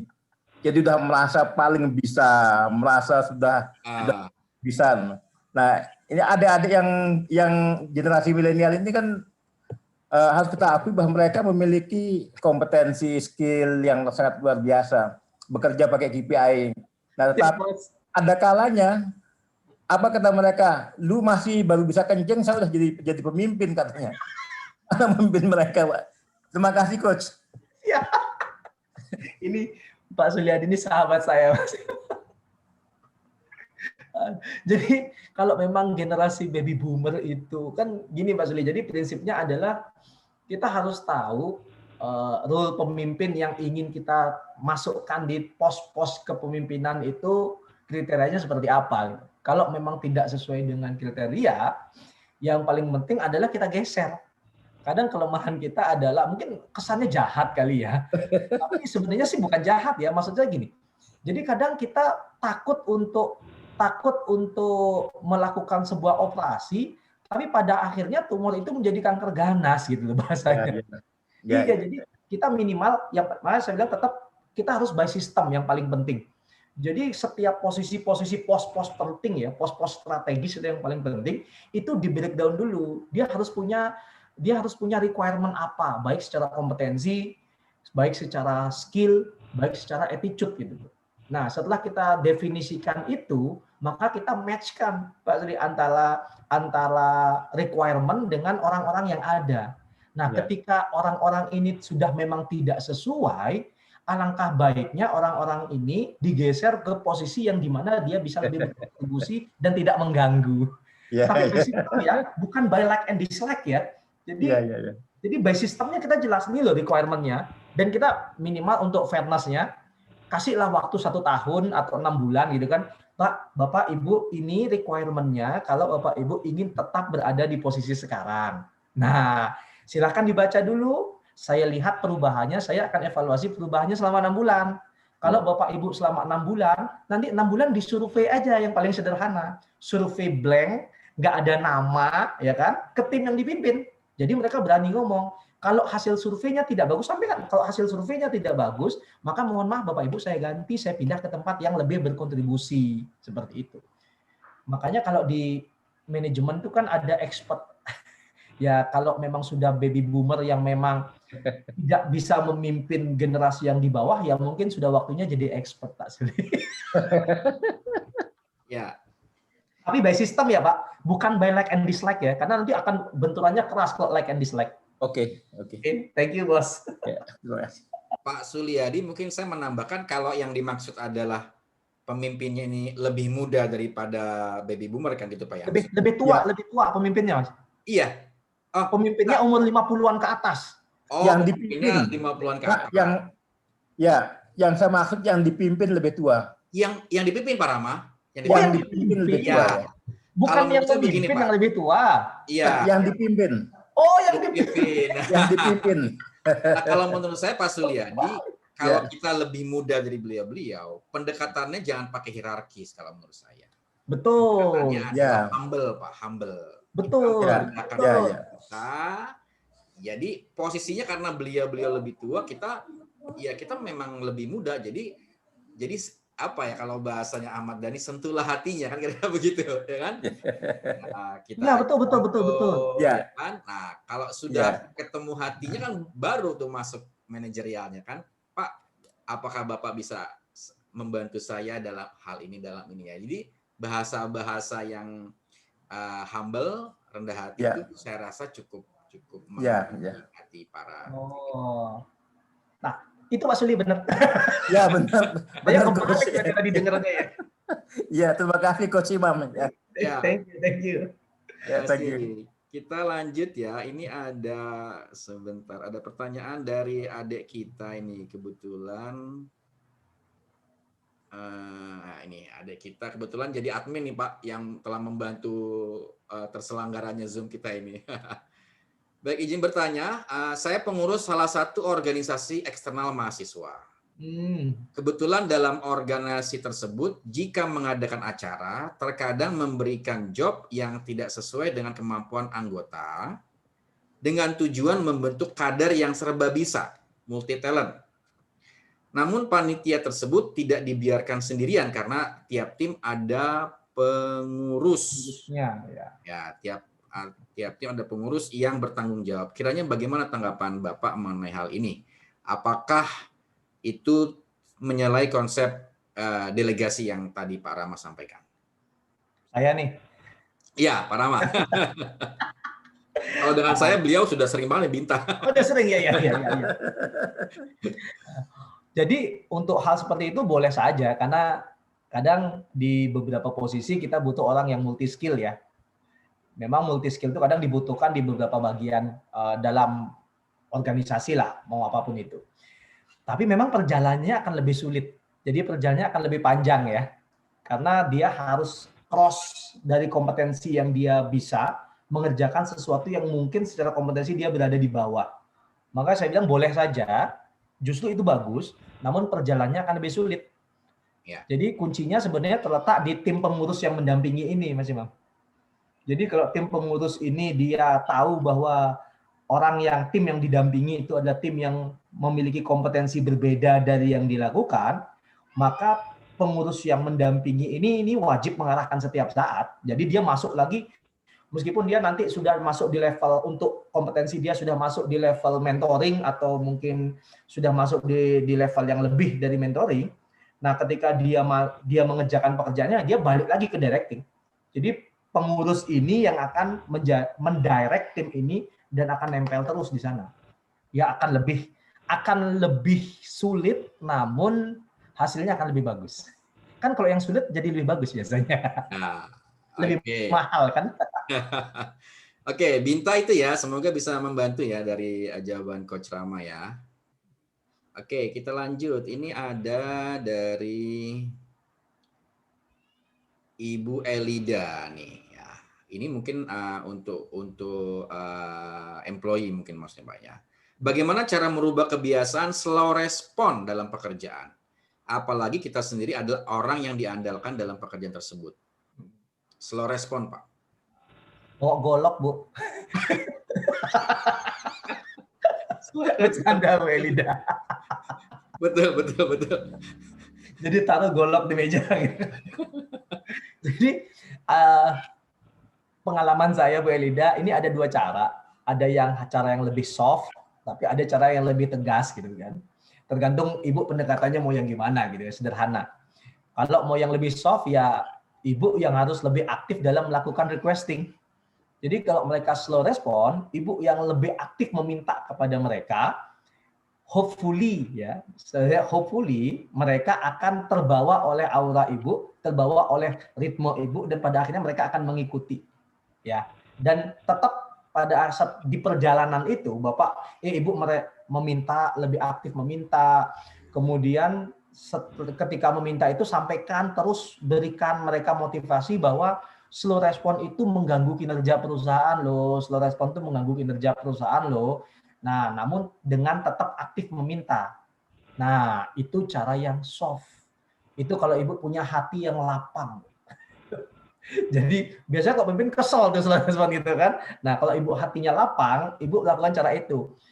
Lebih aktif memberikan contoh, merequest pekerjaan mereka, harapannya mudah-mudahan mereka pada akhirnya ngikut ritme ibu, dan ibu sampaikan kepada mereka bahwa kalau slow respon itu bahaya buat perusahaan. Nah, kalau mau cara yang lebih tegas, kasih deadline, reward, punishment, selesai. Sederhana aja. Kalau mau yang lebih tegas, kalau ibu tipe, wah saya nggak mau pak, saya mau lebih tegas. Sederhana aja. Pekerjaan harus selesai dalam waktu 3 hari. Kurang dari 3 hari dikumpulkan akan dapat reward, lebih dari 3 hari akan dapat punishment. Selesai itu udah. Tapi tergantung ibu sekarang kan. Oke. Demikian ya Bu Elida ya, semoga bisa terjawab ya. Oke, kita lanjut nih ya, dari Pak Syubli Abbas. Jika kita sebagai pemimpin dan yang dipimpin orang-orang yang memiliki gelar dan kemampuan memimpin yang lebih baik, sehingga kita menjadi kurang percaya diri, bagaimana Pak Rama cara mengatasinya? Oke. Dipimpin gelarnya lebih tinggi gitu ya? Betul. Pak Subli ya. Subli ya. Jadi Pak Subli ini pengalaman saya pribadi Pak. Jadi saya nggak cerita teori lah. Pengalaman pribadi saya waktu dipercaya jadi salah satu chief di perusahaan FMCG itu tahun 2012 Pak. Usia saya masih 31 tahun Pak. Nah, pendidikan saya masih S1 Pak waktu itu. Kebetulan saya memang jebolan dari manajemen konsultan kan, dan dipercaya oleh owner perusahaan untuk langsung tidak hanya sebagai konsultan tapi masuk di sana untuk menetapkan strategi, mengkoordinir, mengontrol dan lain sebagainya di internal. Kebetulan bawahan saya itu nggak usah bicara GM, senior manajernya aja itu usia 40-an, Pak. Dan ini sebuah perusahaan FMCG retail dengan omset 3,5 triliun Pak, waktu itu. Nah, apa yang saya lakukan yang nomor satu adalah saya tidak berperan seolah-olah saya sok tahu, Pak. Seolah-olah saya paling tahu, itu yang paling penting, Pak. Karena kita mungkin lebih muda, pengetahuan kita, jam terbang kita lebih sedikit, tingkat pendidikan kita juga lebih rendah. Yang nomor satu adalah kita jangan sok tahu. Itu yang paling penting. Jadi pastikan setiap orang yang berada di bawah kita itu mengetahui bahwa kita ini atasannya yang akomodatif, itu sederhananya. Kita atasannya yang mau mendengarkan mereka, karena setiap masalah itu, setiap posisi pasti ada problem. Mau mendengarkan mereka, terus yang kedua mau belajar dari mereka. Jadi kadang banyak pemimpin itu yang takut atau bilang saya tidak tahu. Nah, saya pribadi waktu itu saya sampai hari ini saya nggak takut kalau bilang saya nggak tahu. Justru saya kalau nggak tahu saya tanya, ini apa ya? Saya kok belum tahu gitu.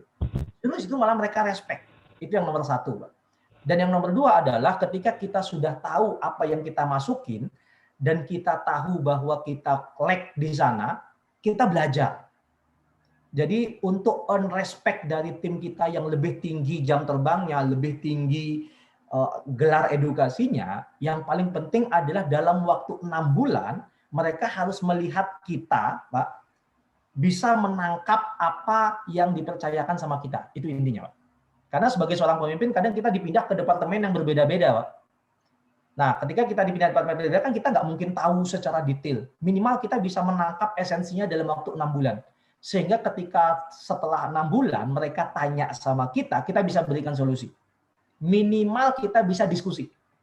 Karena kadang gini, bawahan itu ngobrol sama kita sebagai atasannya itu sebenarnya mereka nggak pingin apa-apa sama kita, Pak. Sebenarnya mereka cuma pingin kita ngambil keputusan yang benar. Kadang mereka juga udah tahu jawabannya, tapi mereka tanya sama kita. Jadi yang mereka butuhkan itu adalah yang pertama, kita bisa mengambil keputusan yang tepat sehingga memudahkan mereka bekerja di lapangan. Itu yang paling penting. Jadi ketika tim kita lebih jam terbang lebih tinggi, edukasinya lebih tinggi. Yang nomor satu tadi Pak, jadi jangan bersifat sok tahu, karena pemimpin yang sok tahu itu berbahaya, nanti dilemparin ke jurang sendiri Pak. Terus yang kedua setelah itu cepat-cepat banyak belajar sehingga minimal dalam 6 bulan kita memahami esensinya Pak. Dan kemudian yang terakhir yang nomor 3, setelah kita masuk di angka 6 bulan ini sudah terlewatin Pak, tetap jadi pemimpin yang akomodatif Pak. Jangan setelah 6 bulan tiba-tiba kita balik ke nomor 1 jadi sok tahu akhirnya kan. Saya bosnya gitu kan, saya yang lebih tahu. Nggak boleh Pak. Karena kita punya riwayat nomor 1 tadi Pak. Pengetahuan kita di bawah mereka. Tetap akomodatif aja, tetap akomodatif. Tetap tanya pandangan mereka gimana, tetap tanya menurut mereka gimana, dan ambil keputusan yang menurut Bapak dan disetujui oleh mereka, itu bisa membantu menyelesaikan permasalahannya. Di luar itu, terakhir adalah hubungan personal yang terakhir. Yang dibilang sama Mas Imam tadi, sentuhlah dia tepat di hatinya gitu ya. Mungkin itu Mas Imam. Oke, terima kasih. Semoga bisa menjawab ya. Oke, kita lanjut nih. Coba ada lagi. Sebentar. Oh nih, dari sahabat kita Pak Ismail, Pak Rama. Yes. Bagaimana memimpin generasi milenials? Ya, dan sebaliknya seperti apakah gaya kepemimpinan millennials itu? Yes. Silakan. The millennial is just like me, Pak. Keras kepala, ya, keras kepala, merasa sok tahu, tidak suka sesuatu yang formal, ya kan? Respect sama orang yang punya pengetahuan. Yang terakhir adalah respect sama orang yang anggap dia setara dengan dia. Jadi itu milenial, Pak. Jadi untuk bisa memimpin milenial, Bapak harus tahu dulu milenial itu seperti apa. Jadi kalau Bapak ingin direspek sama orang milenial, Bapak harus tahu dulu patternnya orang milenial itu adalah Bapak ibunya kerja, Pak. Jadi Bapak ibunya kerja. Dia tidak pernah mendapatkan kasih sayang. Kasih sayang yang dia dapat itu adalah dari pembantu, Pak. Kemudian kehidupannya, ya sifatnya itu dibentuk bersama dengan kawan-kawan. Jadi kalau Bapak ngelihat kaum milenial sukanya nongkrong, ya memang kehidupannya dibentuk dari kawan-kawan. Nah, kalau Bapak ingin memimpin mereka, seperti yang tadi Mas Imam bilang, behave like them. Jadi kita nggak bisa paksakan apa yang kita punya itu kepada mereka.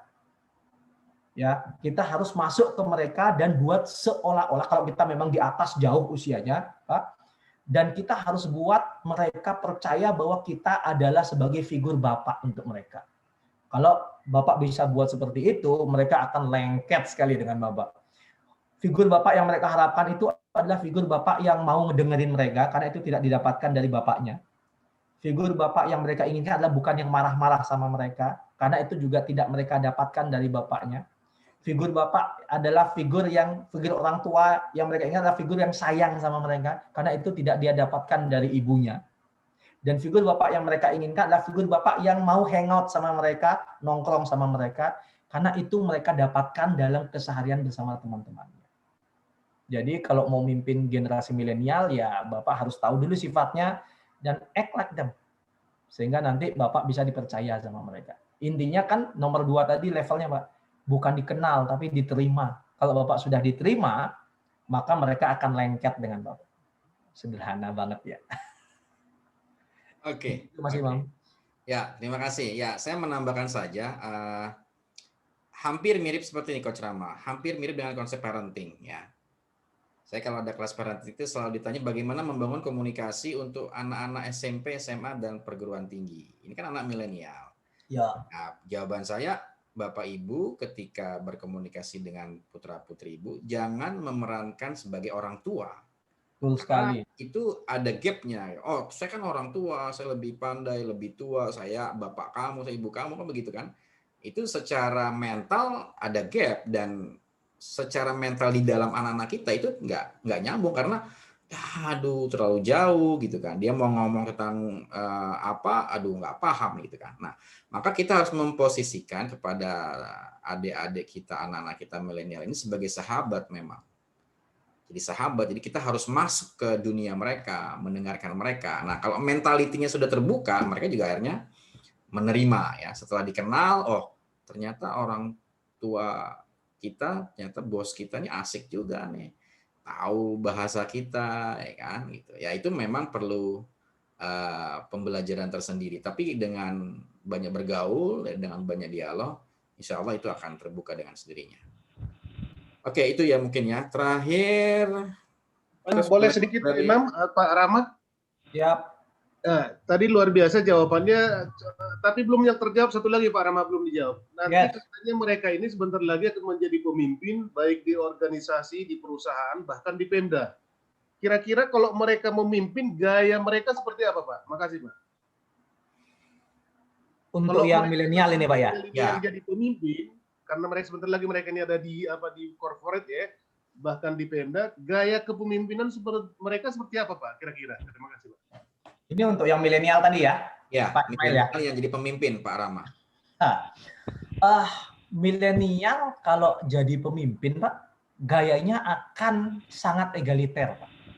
Jadi mereka akan lebih kepada tim fokus, belajar itu lebih banyak diskusi, pengambilan keputusan itu akan lebih banyak bersama-sama, tidak akan ada keputusan yang diambil sendiri, biasanya mereka melibatkan teman-temannya atau timnya untuk diskusi, untuk mencapai kesepakatan, dan ketika mereka memimpin, akan ada kemungkinan mereka akan bending the rule, Pak. Nah, tugas, jadi saya pernah memberikan seminar waktu itu tentang generation gap waktu itu. Jadi generasi milenial sama Gen X ini punya fungsi masing-masing. Jadi harus ada daya tarik menarik sehingga regenerasi ini berhasilkan, namanya regenerasi, bukan potong generasi pindah ya, Pak Ismail ya. Jadi bukan potong generasi pindah Y harus naik, tapi ada regenerasinya. Jadi X itu harus memberikan nilai-nilai compliance-nya kepada Y. Jadi memang harus diajarkan. Jadi Y itu orangnya kreatif, inovatif, tapi suka bending the rule. Seperti itu. Nah, fungsi generasi X itu adalah memberikan garis, memberikan jalur. Sehingga Y itu bisa berjalan liar di jalurnya yang benar. Itu yang paling penting. Generasi Y itu fungsinya adalah menciptakan inovasi. Nah, fungsi generasi X berikutnya agar Y ini bisa jadi pemimpin yang bagus, itu adalah tetap memupuk inovasi dari generasi Y ini. Sehingga fungsi generasi X yang akan memberikan regenerasi itu adalah yang pertama menetapkan jalur sehingga dia nggak lari. Menerapkan jalur itu tidak dengan punishment dan lainnya, tapi lebih dengan pemahaman, understanding, diskusi, menyentuh dia di hatinya tadi. Nah, seperti itu, sehingga dia tahu jalurnya mana. Karena apalagi kalau di birokrasi, tadi Bapak bilang ya, kalau di birokrasi mereka harus tahu nih, garisnya di mana, batasannya di mana. Nah, ketika mereka sudah mengetahui batasannya, Pak Ismail, yang Bapak lakukan adalah kembangkan inovasi mereka di batasan tersebut. Kalau saya sering sebut itu yang namanya kreativitas. Kreativitas itu adalah bagaimana kita berinovasi dalam bingkai gitu. Kalau inovasi itu kan bebas. Kalau kreativitas itu bagaimana kita berinovasi dalam bingkai. Tugas Bapak menciptakan bingkainya. Biarkan mereka berinovasi apapun di sana asal tidak lewat dari bingkainya gitu, Pak. Nah, kalau itu tidak dilakukan, Pak, Bapak akan mendapatkan pemimpin generasi yang akan selalu bending the rule. Mereka akan tanya, kenapa nggak boleh?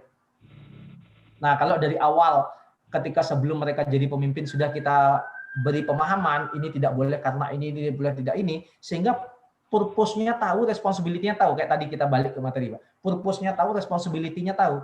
Sehingga pada akhirnya mereka mulai, oh iya ya, ternyata ada seperti ini yang seperti ini. Ternyata hacking itu nggak boleh loh. Kalau bagi mereka kan, loh kenapa nggak boleh? Hacker kan bagus gitu. Nah, ternyata hacking untuk some point itu nggak boleh loh. Nah, itu tugas generasi X. Seperti itu, Pak. Kalau Bapak mau nanya gimana cara mereka memimpin, Bapak cek di googling generasi milenial attitude atau generasi milenial, Bapak akan dapat banyak di googling, Pak. Nah, Bapak akan lihat sifat mereka. Nah, itulah cara mereka memimpin, Pak. Kalau tidak didukung dengan Bapak sebagai generasi X yang memberikan jalur. Gitu, Bos. Ya. Pertama. Izin, Mas Imam. Izin. Ya. Padang, Mas Imam. Gimana? Balikpapan. Pak Zainuri. Zainuri. Oh ya, Zainuri. Ya. Sekarang kan ada satu fenomena yang menurut saya cukup menarik terkait dengan komunikasi yang kaitannya nanti dengan masalah pencitraan. Jadi artinya seseorang dengan kemampuan komunikasi dan penggunaan teknologi yang ada mampu merubah image dia sehingga dia tampil dengan sangat instan ya di dalam segala hal, misalnya di pilkada kayak atau di dalam dunia usaha dan lain sebagainya. Apalagi saat ini sangat marak di dunia sosial media, hanya gara-gara sesuatu yang aneh saja dia bisa sangat viral itu seperti itu. Nah, pertanyaan saya begini, apakah fenomena seperti ini harus juga kita ikuti? Karena kan saat ini tidak ada satu tokoh pun yang tidak memiliki satu media misalnya. Ya. Dengan media seseorang akan mampu mengangkat citra dirinya itu seperti itu. Jadi pertanyaan saya kemudian, apakah ini satu new normal, satu kenormalan baru yang harus kita ikuti sebagai seorang pemimpin masa depan, baik memimpin orang milenial, anak-anak milenial begitu ataupun memimpin kalangan-kalangan tua. Jadi sekali lagi pertanyaan saya, apakah ini satu keniscayaan yang harus kita ikuti? Ya. Demikian kira-kira, Coach. Oke, terima Terima kasih. kasih. Pak Zainuri. Pak Rama, saya izin dulu yang pertama jawab ya. Gini, Pak Zainuri. Sebenarnya apakah sebuah keniscayaan? Saya jawab iya. Gitu. Sebenarnya tidak ada yang salah dengan pencitraan, Pak. Tidak ada yang salah dengan pencitraan. Bahkan itu harus, Pak. Harus gitu loh. Nah, cuman yang melatar belakanginya, yang mendasarinya, pencitraan itu adalah membuat lebih baik barang aslinya, Pak. Jadi otensitasnya, Pak, keaslian, kemurnian dari apakah sosok seseorang, apakah produk itu yang harus betul-betul genuine gitu loh. Nah, pencitraan itu pengemasannya. Karena kenapa? Karena publik itu yang diterima pertama kali itu adalah kesan, Pak. Kesan. Kita kan semua orang kan kita nih yang ditumbuhkan kan kesan.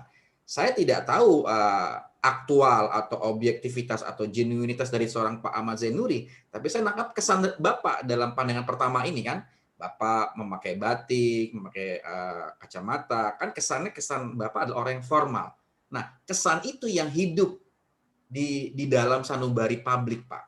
Nah, itu yang kemudian dikemas oleh tim pencitraan. Nah, kalau kemudian pertanyaannya adalah, lalu bagaimana nanti perjalanan? Nah, itulah ujian sejarahnya.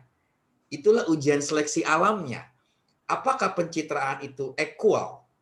Apakah berkorelasi atau sepadan atau mengikuti otensitasnya, keaslian dari seseorang? Nah, itu sejarah yang akan mengatakan demikian gitu loh. Jadi apakah itu perlu pakai? Harus, Pak.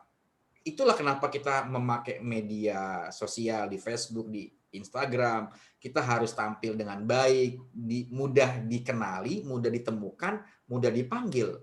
Nah, begitu sudah dikenali, ditemukan, dipanggil, ujian berikutnya apakah yang tampilan kita itu konsisten dengan apa yang kita ucapkan, apa yang kita tampilkan. Nah, kalau sudah diterima, berarti lulus ujiannya kan, lulus diterima oleh publik itu. Nah, yang berbahaya memang itu Pak Zainuri ya, itu mungkin kita bisa melihat banyak contoh di dunia artis ya gitu ya. Itu kan dicitrakan. Nah, ada misalnya ada beberapa tahun lalu ada artis yang basicnya polisi kan, Pak. Ya kan? Oh, karena dia pandai itu akhirnya dia merasa jumawa meninggalkan polisinya gitu kan tugasnya. Padahal dunia entertain dia tuh sudah habis masanya dan dia tidak membangun kompetensi di situ. Artinya genuinitas dia tidak bisa diterima dalam dunia artis karena kompetensi yang diminta tidak hanya cukup lip sync seperti itu, karena ternyata dunia artis pun membutuhkan banyak kompetensi gitulah. Nah, kita bisa melihat banyak orang lah di dunia artis yang paling mudah kita lihat dia akan habis dengan masanya kalau dia tidak punya kompetensi keartisan gitu. Tapi kalau seorang yang genuine ya betapapun dia punya masalah, ya kita bisa menyebutkan satu, dia tetap akan ditolong oleh kompetensinya. Gitu kan. Betapapun rusaknya dia segala, tapi kalau dia seorang suaranya bagus, pencipta lagu yang baik ya istilahnya dia masih laku. Kira-kira begitu. Itu mungkin dari saya. Coach Rama mungkin menambahkan. Iya, benar sekali Mas Imam. Jadi memang kita harus mengikuti perkembangan zaman ya Pak. Jadi kita tidak bisa tetap berada di masa lalu Pak. Jadi contoh yang paling sederhana Pak, saya punya guru Pak. Jadi ini contoh paling sederhana. Beliau itu mantan dirutnya Merpati Nusantara Pak. Saya sampaikan. Namanya almarhum Pak Bambang Bakti Pak. Saya sering ketemu sama beliau hampir mungkin 2 tahun sampai 3 tahun ya. Saya sering mendampingi beliau karena saya bilang pengen belajar dari beliau waktu itu. Nah, Pak Bambang Bakti ini ketika beliau jadi dirut Merpati Nusantara, Pak, itu hobinya main Facebook, Pak. Dan saya kenalan sama beliau itu dari Facebook, Pak. Itu sekitar tahun, Masya Allah, mungkin 2010-2011 kali ya, saya lupa. Sekitar tahun segitulah. Nah, saya kenalan sama beliau tuh di Facebook. Saya japri beliau di Facebook, di message, Pak. Saya message beliau, terus beliau bales, Pak. Kemudian saya minta nomor telepon, saya sertakan nomor telepon saya, yang beliau telepon saya, Pak. Awalnya saya kira mungkin ini penipu, kan? Dia telepon saya di luar, dia bilang, Mas Rama, ini dengan Bambang Bakti. Saya Bambang Bakti, Pak Dirut Merpati Nusantara, saya bilang gitu. Iya betul. Oh oke. Saya yang bingung Pak. Jadi dengan orang dengan posisi dirut perusahaan plat merah Pak, itu yang sangat angker lah kalau orang bilang ya. Tipikal beliau adalah tipikal orang yang memang mengikuti perkembangan zaman. Ketika ketemu saya tanya, Pak kok aktif sih di media sosial Pak? Dia bilang, loh justru malah kita harus aktif karena di situ kita karena di sini Mas Rama, kan kita pimpin ini kan bukan cuma anak-anak orang-orang tua, tapi anak-anak muda. Kalau saya mau jadi pemimpin itu, dia bilang sederhana gini, kalau Anda paling atas, dia bilang, Anda harus dekat dengan yang paling bawah. Karena yang tengah ini rata-rata penipu, dia bilang gitu. Sederhana bahasa dia. Jadi sisi manajemen, kalau saya paling atas harus dekat dengan yang paling bawah. Tengah-tengah ini banyak penipunya. Kalau saya dekat dengan yang paling bawah, yang dimana itu adalah generasi Mas Rama, dibilang itu generasi milenial gitu ya. Kalau saya dekat dengan mereka, mereka menganggap saya itu orangnya santai dan lain sebagainya. Apapun mereka akan sampaikan dengan saya, sehingga itu bisa memfilter ya apapun informasi yang saya dapatkan dari tim manajemen saya. Jadi banyak fungsinya juga, Pak. Jadi ketika kita gunakan pencitraan yang seperti bilang Mas Imam itu sesuai dengan otentitasnya tadi ya, kepada arah kebaikan, maka itu akan jadi kebaikan. Jadi mungkin itu aja tambahannya, Mas Imam. Ya, oke. Izin, Pak. Ya, Pak Mujib Ya. bertanya? Iya, Pak. Oh Ya. iya, silakan Pak. Izin. Terima kasih, Coach Rahma. Begini, kita sama-sama tahu bahwa pemimpin dengan seorang coach ya kayak Pak Rama ini kan dipanggil dari tadi coach. Ya, kita tahu sendiri bahwa kalau dalam dunia sepak bola seorang manajer atau pemimpin dia nggak dipanggil pemimpin tapi coach atau coaching ya, sama-sama pemimpin. Tapi kalau dalam perusahaan dia seorang coach bisa dipanggil dengan pemimpin. Cuma saya di sini hanya ingin menanyakan sebenarnya ada perbedaan yang mendasar antara coach dan pemimpin itu, Pak Rama. Oke. Gimana, Pak Rama? Sudah, Pak? Iya, Pak. Oke. Saya nunggu Bapak ngomong lagi saya. Oh ya, oke. Ada. Oke, Pak. Ya. Sebenarnya perbedaan itu tidak ada, Pak. Ya. Yang jadi inti sebenarnya adalah perubahan generasi ini, Pak. Zamannya yang berubah, Pak. Jadi perbedaan itu sebenarnya tidak ada. Karena zamannya yang berubah, jadi posisi ketika kita berada di perusahaan pun itu juga berubah, Pak. Karena seorang pemimpin di dalam perusahaan itu berubah seiring dengan tim yang dia pimpin. Gitu. Kalau dulu kita memimpin generasi X yang notabene orangnya comply, yang memang notabene orangnya memang fokusnya itu kepada yang namanya proses oriented gitu kan. Kalau prosesnya bagus, hasilnya pasti bagus gitu kan. Nah, tiba-tiba generasinya berjalan, Pak, tahun berjalan, generasi berjalan, kita sekarang memimpin generasi Y, Pak. Yang dimana proses itu nggak penting untuk generasi Y, Pak. Yang penting itu hasilnya. Kalau prosesnya 4 hari untuk dapat hasil A, kalau generasi X, dia akan benar-benar menjalankan 4 hari itu untuk dapat A, Pak. Sedangkan generasi Y, itu kalau bisa 2 hari, kenapa 4 hari untuk dapat A, Pak? Gitu. Jadi kalau kita bilang berubah sebenarnya berbeda, tidak ada yang berbeda. Karena keharusannya untuk berubah sesuai dengan tim yang kita pimpin, sehingga membuat fungsi yang namanya manajerial ini berubah, gitu Pak. Intinya seperti itu, Pak. Jadi kalau dulu kita bicara tentang caranya harus A, B, C, D, E, kalau sekarang ketika kita memimpin, kita kasih tahu goalnya ini, menurut kalian caranya gimana, gitu. Bisa aja mereka pakai A, C, B, selesai Pak. Jadi tidak ada perbedaan, hanya mungkin kalau bahasa saya tadi requirement dalam manajerial atau kepemimpinan itu berbeda, itu aja Pak. Karena saya orang yang tidak memisahkan Pak. Jadi saya tidak memisahkan antara manajer, coach, leader, saya nggak misahkan. Manajer itu dia harus jadi leader, dia harus jadi coach, dia harus jadi segalanya yang dibutuhkan dalam perusahaan. Karena masanya sudah berbeda, itu aja Pak. Dan kita mungkin harus legowo ya, karena masanya berubah ya kita harus berubah, gitu aja. Gitu Bos. Siap. Oke. Terima kasih. Oke. Coach Rasma. Pak Mujib. Terima kasih. Coach Rama, kayaknya kita sudah terima kasih, Pak. mengakhiri karena sudah setengah jam. 30 menit. Ini luar biasa. Respon teman-teman bertahan 49 orang ya. Siap, Pak. Sekali lagi terima kasih kepada teman-teman semuanya ya. Mungkin sebelum mengakhiri, mungkin Coach Rama ada kalimat penutup, silakan Coach Rama. Oke, thank you. Ketika kita bicara teamwork, itu kita tidak berbicara tentang diri kita, Bapak Ibu. Ketika kita bicara teamwork, berarti kita berbicara tentang bagaimana cara kita mengenal tim kita, sehingga kita bisa memimpin mereka dengan lebih efektif.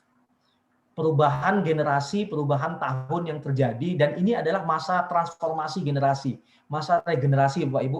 Semua manajemen menghadapi tantangan yang sangat besar sekali akan peralihan generasi dari X ke Y. Kalau boleh saya memberikan saran, mari kita bersama-sama bermetamorfosis bersama, sehingga pada akhirnya generasi Y dan generasi Z ini bisa benar-benar menjadi pemimpin masa depan. Itulah fungsi generasi X saat ini Bapak Ibu. Menciptakan generasi Y dan generasi Z itu menjadi generasi yang siap memimpin perusahaan di masa depan melalui kepemimpinan kita sebagai generasi E yang efektif dalam memimpin generasi Y dan Z. Mungkin itu aja, Mas. Oke, terima kasih Coach Rama. Kita tepuk tangan untuk kita semua ya. Makasih ya. Wow. Oke, ya. Thank you semuanya. Oke, terakhir kita foto dulu. Kita galeri view dulu. Oke. Semuanya lihat ke kamera ya. 1, 2, 3. Oke, lagi 1, 2, 3.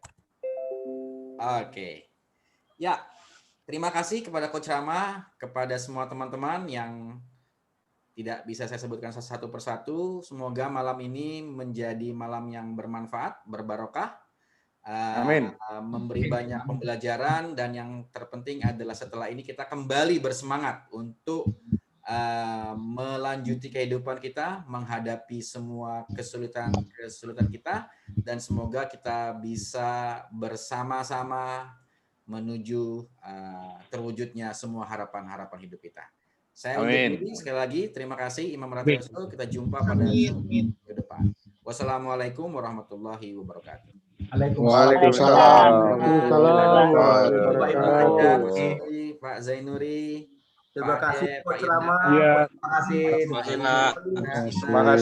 Terima kasih. Pak Ade. Pak Anies. Ya. Saya close ya. Makasih. Iya, makasih.